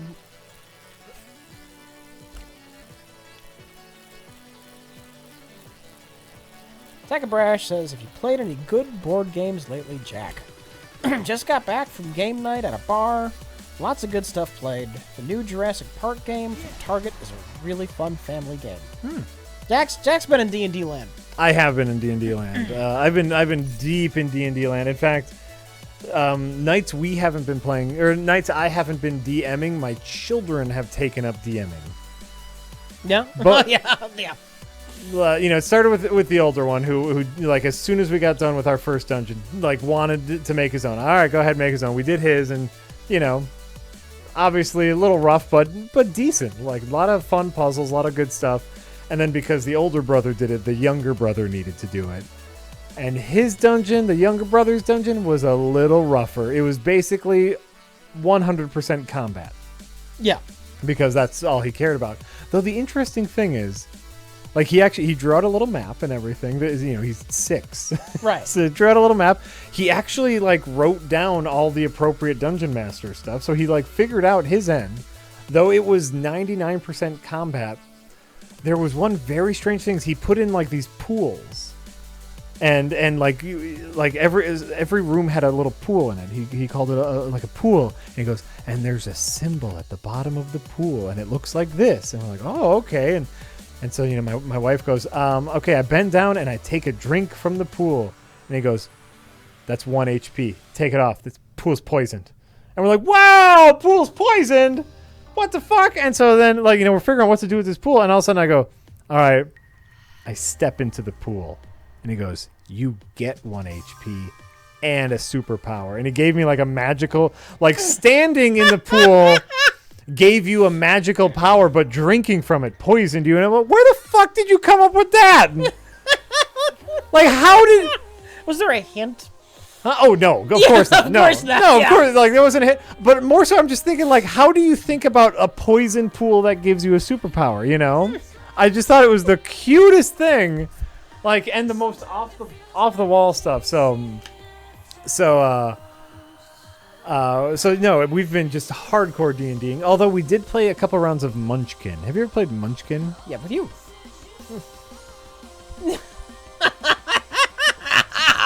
We play a lot of board games.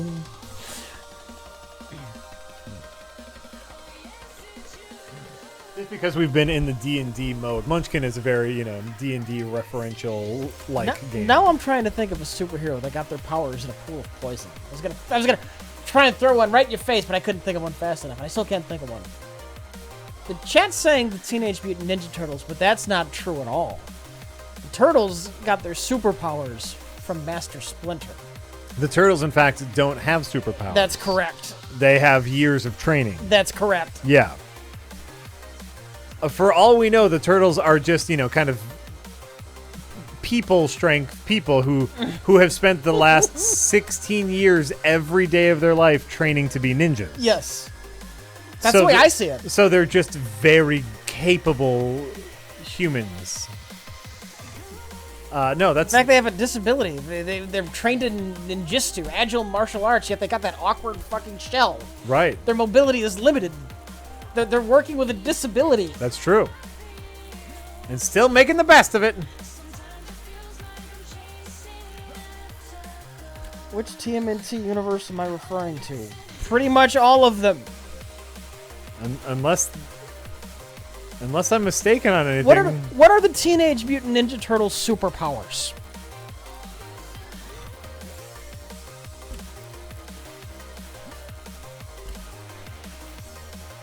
Yeah, as you see them, what are the Turtles' superpowers? Because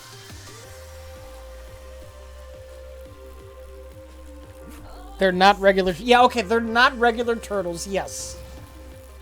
they have a mutation. What do they have that is superpowered relative to a human being?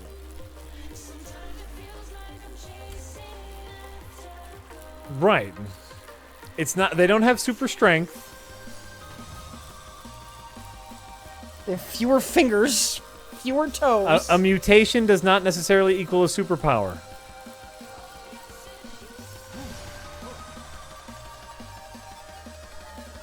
They can hide their head in a shell to avoid a cannon. That's a turtle power. That's not a superpower. Hard shell. Yeah, see, you guys are proving the point here. It's pretty lame superpowers. They have no superpowers. They're just impeccably trained ninjas. Exactly.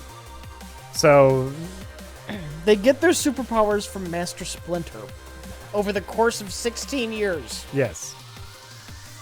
Agreed, Rich.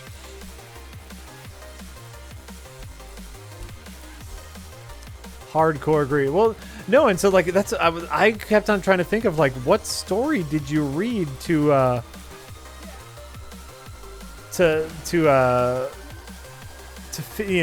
add that to your game where the water is poison unless you stand in it and then you get a superpower. And I couldn't honestly not think of one. In the new series, the Turtles will have magic powers. Well, in the new series, Raphael is also going to be the leader, so what the fuck does that thing know? Nothing. Nothing. Yeah.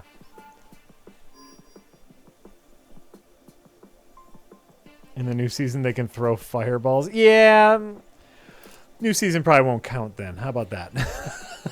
They're throwing around eating massive amounts of pizza as a superpower. I know plenty of people who the original comics, they're not pizza crazy. Oh yeah? Yeah.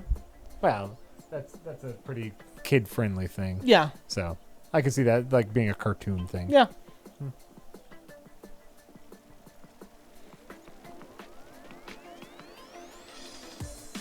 Right. They have the Turtles have the exact same superpower as Batman has. Which is years of training. Luckily, they got their training for free because they don't have any money. Batman paid a lot of money for his training.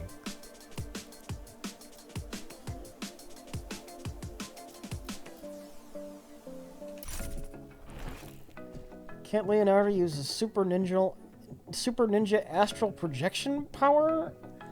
Alright, I don't know what the fuck cartoon that's from, but I'll bet you this. Master Splinter probably taught it to him. So once again, they get their superpowers from Master Splinter and intense training.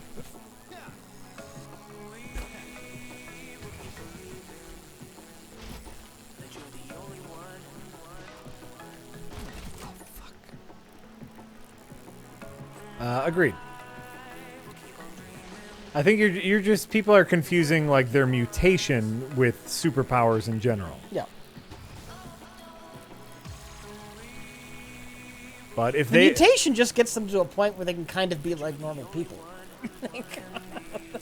That's all the mutation does. That's true.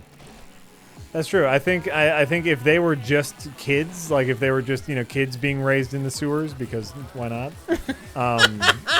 With by a giant rat, they would still have the exact same training. Yeah. Right? They probably wouldn't choose to live in the sewers, though. They wouldn't know any better. If you're born in the sewers, you think that's you know all what? you know. All right, yeah. And then, so that would be their stories when they became 16. They finally left the sewers and were like, "There's a whole world up here, Master Splinter." Why do we have arguments over trivial things? This isn't an argument. This is just fun. This is a fun conversation. Goddamn. We're just having a good time, y'all.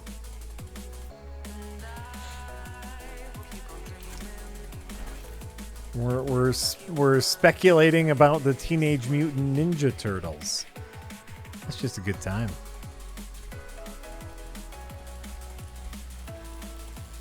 What about Donatello's super intelligence? Another cartoon thing, by the way.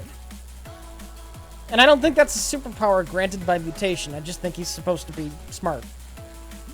Well, I suppose that kind of is granted by the mutation, because otherwise he would just been a dumb turtle. So, sure. If you want to account Donatello's intelligence as something that is super intelligent, then fine. But another cartoon thing and not an original comic book thing. I don't know if that... I mean, I guess you're right. Like, he's just a turtle, and turtles aren't that smart. But I also just think that's studying, That's true. I don't... That's true. Even, in the cartoons or, in the new cartoon or whatever, he's just the one who's always reading. That's not a superpower. That's he's a just, character trait. He's just a learned man turtle. Doctors don't have superpowers. They have studying and training.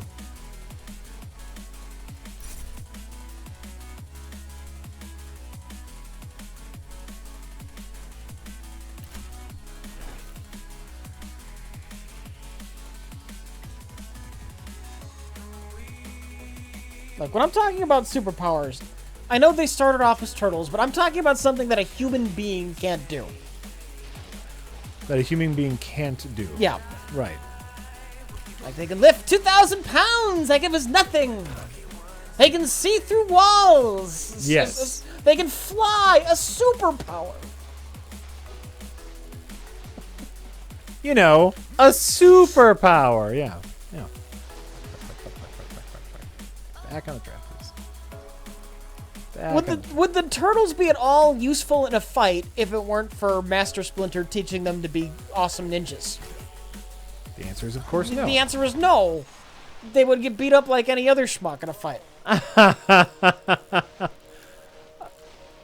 They might... Fuck you. They might fare a little bit better as, they have the shells. Yeah. So...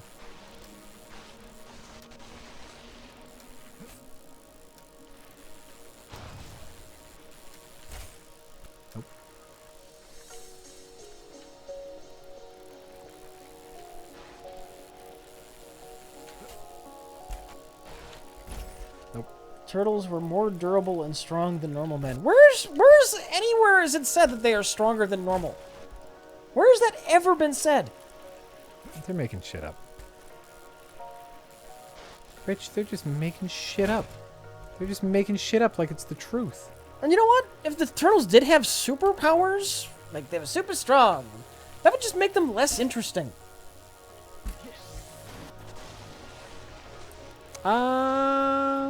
Maybe. Maybe. Yeah, you think you would it be more interesting them fighting having superpowers fighting someone like Shredder who does not? Nope. Well, so that's where the maybe comes in. It's like, who are they fighting? You want your villains to be strong and intimidating and your heroes to have to fight against the odds. Yes. And if the Turtles are 4 dudes with superpowers beating up a man who trained really hard, that's just kind of sad, not as heroic. Well, if you put it that way.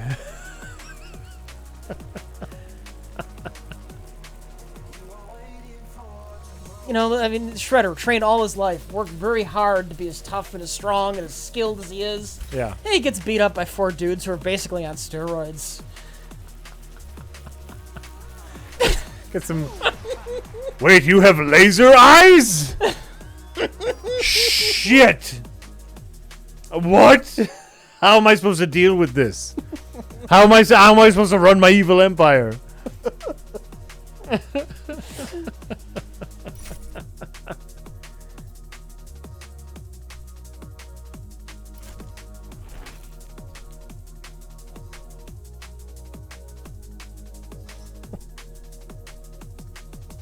I trained all my life in discipline. This is Kataro Alt Delete. I trained all my life and disciplined myself. We stumbled into radioactive waste. How awkward. Fuck.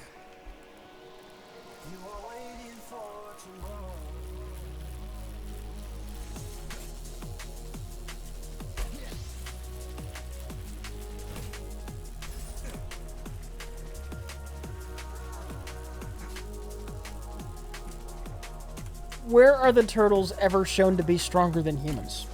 Humans who have trained for 16 years in the martial arts. When has that ever been a thing? Yeah, like, they can punch hard because they've been trained, and they have muscles because they work out all the time. But, you know, like, you could go down the street and see a dude with muscles who punches hard right now. Have they ever, like... They can jump 50 or more feet into the air, spin faster than the eye can see, withstand incredible... I don't think they do anything, though, that other cartoon ninjas can't do. They're doing shit that, like, the Foot Clan and Shredder can do because of their training.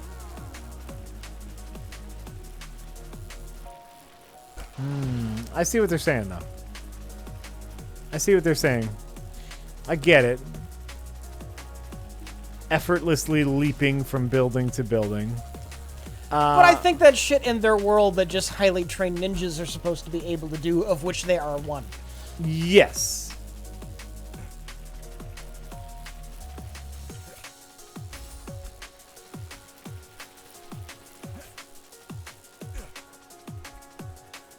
And that's the real thing. Is that's like canonically ninja shit.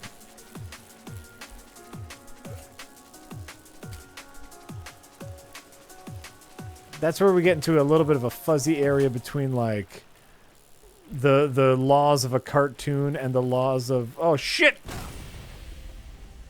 Damn it. The laws of a cartoon and the laws of superhero stuff, you know. I get it. I wanted to get a little bit further. What's the point of playing this game if I skip half the episodes? The point is to get through all 4 worlds. And if I skip some of the obstacles, I won't die. And I thought I could get to more worlds. But I can't. I can't do it. I just can't do it, Rich.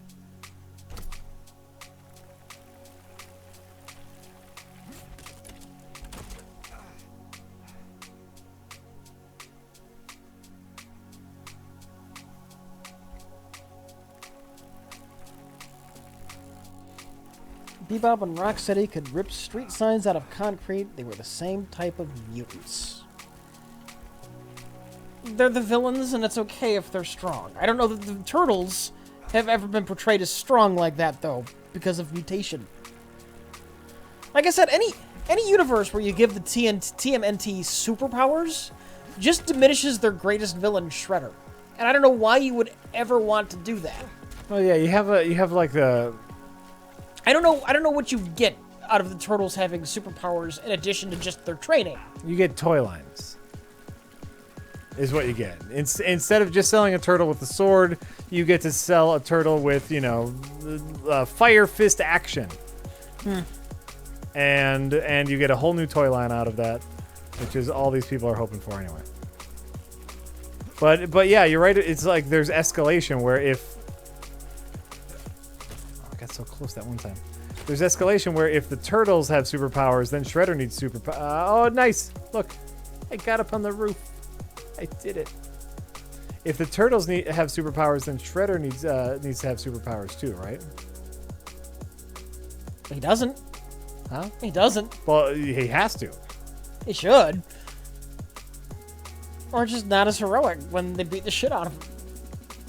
I like that too.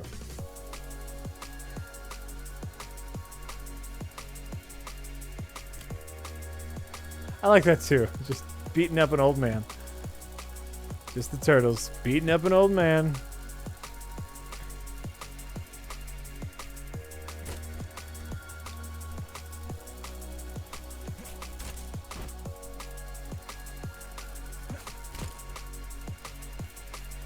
Get back up on the...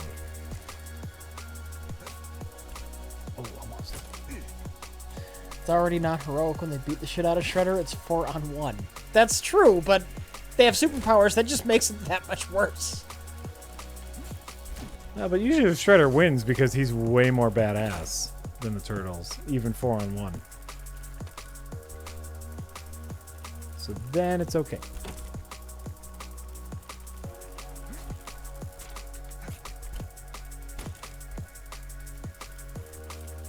Alright, I'm gonna get caught up here. Now get caught up because I'm just fucking around. There we go. Norm Cavalier. Cavalier. I think it's just Cavalier. Says, if not for Gollum, Sam would be forced to kill Frodo in order to destroy the ring. Then he probably would have jumped into the volcano out of grief. Yeah, that would be so much better than surprise boobery.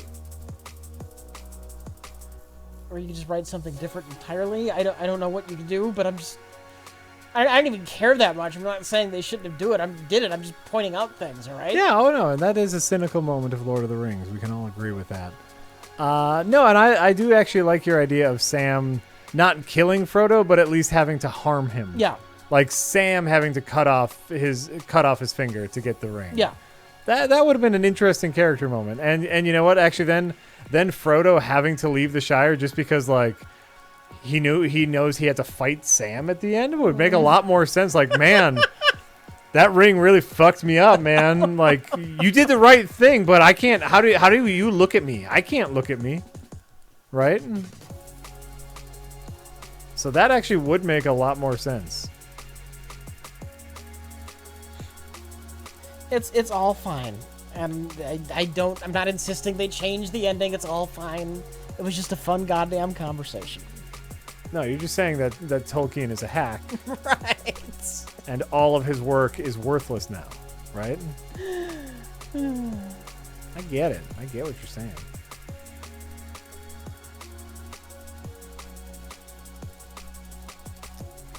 I get it. I want to find I can't stay up on the roof. The roof won't let me stay up on here. And that's really upsetting to me. Why don't you go outside and ride a real bike? Because you'd break your neck doing shit like this. Yeah, like it's fun. The stunts, the downhill action. This is a game that I've really been enjoying. Like just sticking on for like 10 minutes at a time or so. Let's go down some hills, have some fun. Though I do want to stay on this roof. Captain President says, The Gamers Darkness Rising from 2008 worked pretty well as a D&D type movie that followed the players into the role-playing game. Excuse me. I've never heard of it. The Gamers in what? The Gamers Darkness Rising. Darkness Rising. Okay. The Gamers Darkness Rising. What's a good Lord of the Rings game? Shadow Mordor is pretty good. Oh, we're caught up. Yeah, Shadow Mordor is fine. It's a fine game. Yeah. Was that the first one or the second one? First one. Yeah, Shadow Mordor was a fine game. Also, I remember the Two Towers game for the PS2 Okay. being just the bee's fucking knees. Do you remember that? Not really. There's a Two Towers game that I remember being the absolute best, and you got to choose whether you were Gimli or Legolas or Aragorn, and you got to fight in the Battle of Helm's Deep, and it was great.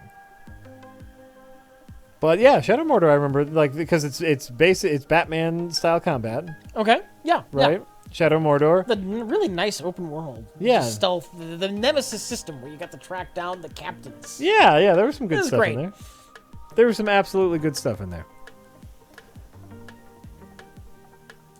Two Towers game was pretty legit. Two Towers game, I remember that game being really legit.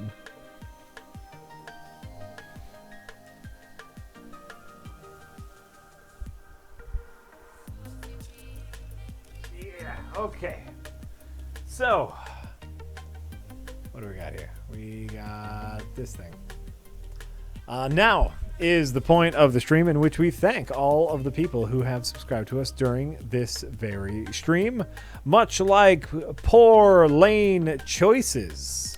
I last 1984/S for 36 motherfucking. Well, yeah, no, it's motherfucking months in a row. We have so many things we're adding on now. It's confusing. It's great. It's just confusing. God damn it! It's great. It's completely out of hand. It's great. Doobie Sandwich for 13 months in a row, who says just another month to thank you both so I can do it again in another month. Say, Rich. Yeah. I had a talk with a volunteer at a convention that Star Trek Generations holds up better than First Contact.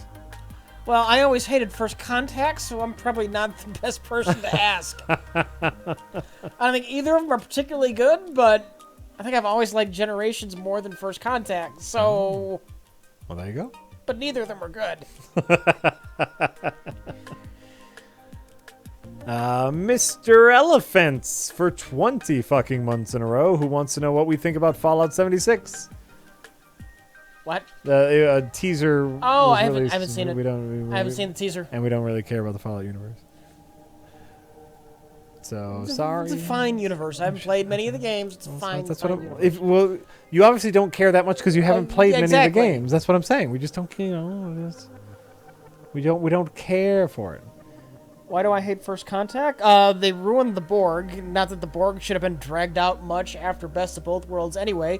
It's a stupid action movie. They shit all over Picard, just turning him into a dumb, yelling, savage jerk, when they already dealt with his Borg issues in the series in a much better, more meaningful way. Everything about it is horrible. It's the moment when Star Trek, to the general audiences, became dumb action. Mm-hmm. The Star Trek, now I mean dumb action. Gotta blow things up. Yep. It was the turning point. Well, there you go. I despise it. It did ruin the Borg. Adding the Borg Queen. This is just a dumb idea. Just the dumbest. It's everything that was scary about the Borg. It was just getting sucked into the hive mind, and you're one of them. No, they're just mindless drones. No. The Queen's in charge. You're just a mindless drone. Yeah. Oh. And the Queen has clear needs and wants and can negotiate. Yeah. Oh. Yeah. Like the fact that you could negotiate with the Borg ruined the Borg. That was the thing about the Borg. Yes. They're the unstoppable mass of everything and nothing. But even then, I really think the Borg should have been used sparingly, like hardly ever, after you did the Best of Both Worlds. Couple times here and there if you have a unique take on it. But Sure. every time they bring them back, it just waters them down more and more as a threat. Unless you do like a big Borg storyline. How many times can you do the unstoppable threat that nobody can stop? Oh, we beat them. How many times can you do that before the unstoppable threat really doesn't seem all that fucking unstoppable anymore? You just ruin the Borg. You can do it once. More and more every time you drag them out and have to fight them. What I could see, and obviously they didn't do this, but what I could see happening is you get the best of both worlds, right? Uh-huh. Now we know the Borg are here, they're a threat, oh my god, right? Then you get your sporadic Borg episodes like the, Locutus? No, that was the Best of Both Worlds. Oh, that's right, that was Picard. The best use of the Borg outside of that Best of Both Worlds was Hugh. The Hugh, episode. that's what his name When you have was. a unique, a neat spin that's Yes. not just we have to fight them. Right. Something like that, you can bring the Borg back. When you have a neat idea, a neat take on it. You know what? You do Hugh, and then maybe you pepper in a few more, and then you get like a 4-parter. That's like the Borg episode. But here's the thing, though. That was the Best of Both Worlds. That was the huge thing. That was like what, one Borg ship?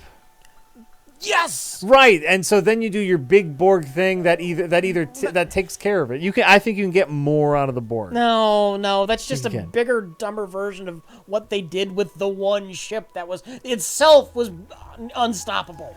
Right, but you've also introduced into the universe an entire new race and new culture, and people want to explore that more. They just fucked it up. You could go to a Borg world, I think. You could go to the Borg home world. Okay. I think. And not fuck it up. Jack, that's marketing talk. As a fan of Next Gen, I want to see more of the Borg, but I want to see it done well. You know the fleet of Borg ships would have just been the dumber, bigger, louder sequel, right? Oh, you do know that. I think there's a way that could have been done well. You could do a thing where they have to visit the Borg homeworld to sneak around and do something without having it be, we have to fight the ships. Right. I agree. But like the Borg homeworld would have been great. But you have to be clever about how you use the Borg and smart and not just, we gotta fight them and boom, boom, boom. Right. And every time you do that, it makes the Borg less and less threatening. I agree. Utterly, utterly diminished. Yeah. Yeah. Because they don't have like a culture or a personality to make up for not being strong. Like you could beat the Romulans, but Romulans have like personalities, and you could have different characters and different political things and different ploys, different plots. Right. But the Borg were largely a one-trick pony. I feel like there's a few more tricks in there. I feel like there is. Yeah, that was called First Contact, and it sucked. Well, that was just It only helped ruin the Borg. Listen, it's not much of a like anyone can shit their pants. That's not a trick, Rich. That's all First Contact was. They went like this. It was them going, ta-da! Poop everywhere. Ultimately, what defeated the Borg was boobery. No, ultimately what defeated the Borg was smart people exploiting a design flaw.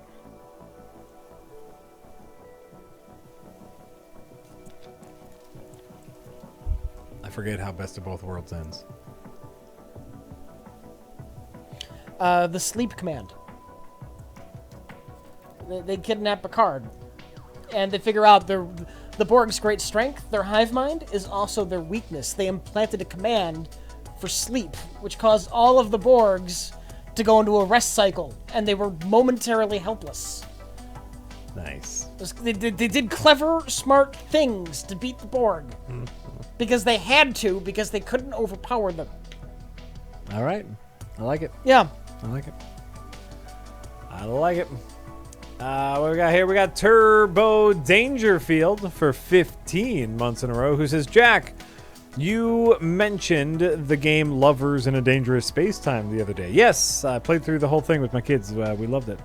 FYI, it makes a great game while drinking. I doubt that. I would only imagine we would all get very mad at each other. But yeah, no, we had a good time playing that. We played through that whole game. Where we at? We are down here at Kaiser Hawk! The Pale Hunter, who says there is no such thing as innocence, only degrees of guilt. It's jaded. Why are you so jaded? That's a jaded comment, Pale Hunter. Chrono Katie! Lloyd Beats for 45 motherfucking months in a row. Beer Coaster for 20 fucking months in a row says, thanks for letting us experience some classic Sierra games. I missed out on them when they were new. Me too. You're welcome. They're fun. They're fun, man. Inky Z99 for 21 fucking months in a row, who says another anniversary in space.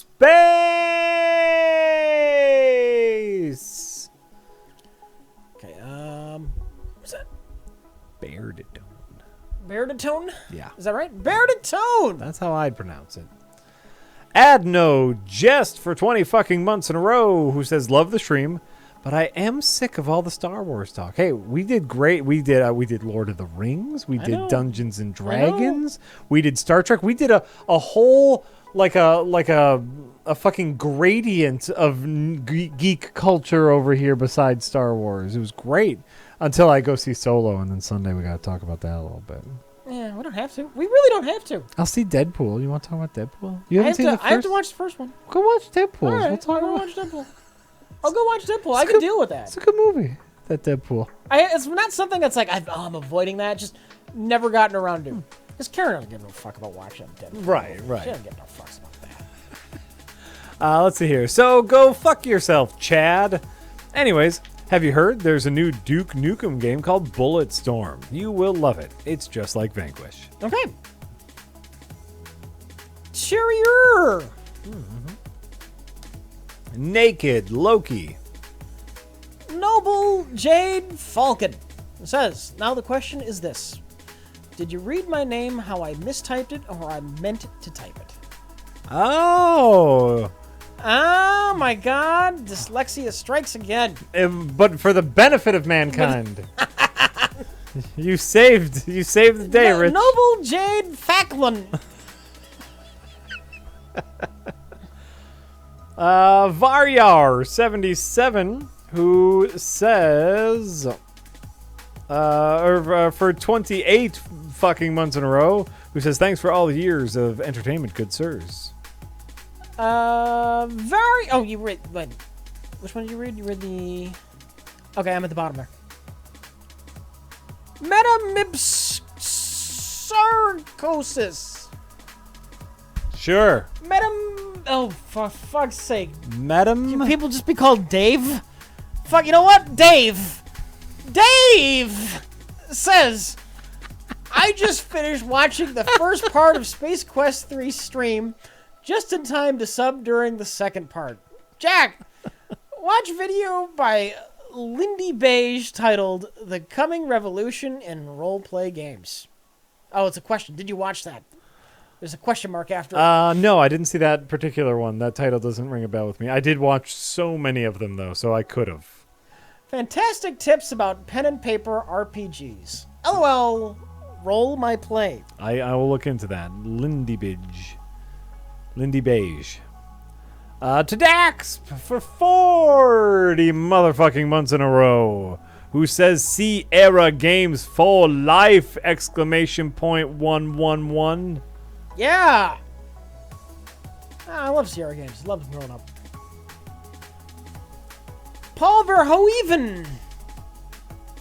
This IDK.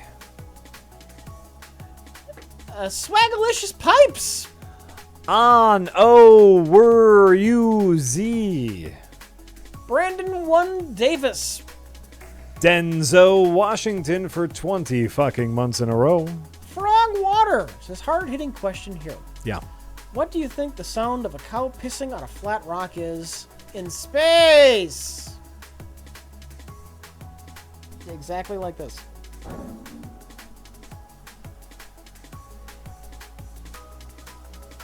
It's exactly what it sounds like.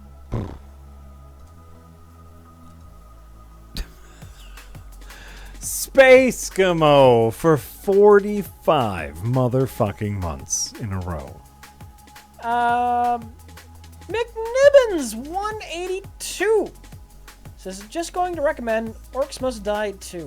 It's grindy compared to 1. Yeah, I think I'm an Orcs Must Die 1 fan. you are a big More fan so of than Orcs Must 2. Die. Yeah. Yeah, we're at Learst. Lucas Dukas for 32 fucking months in a row. Obese Maurice. Cody Ave.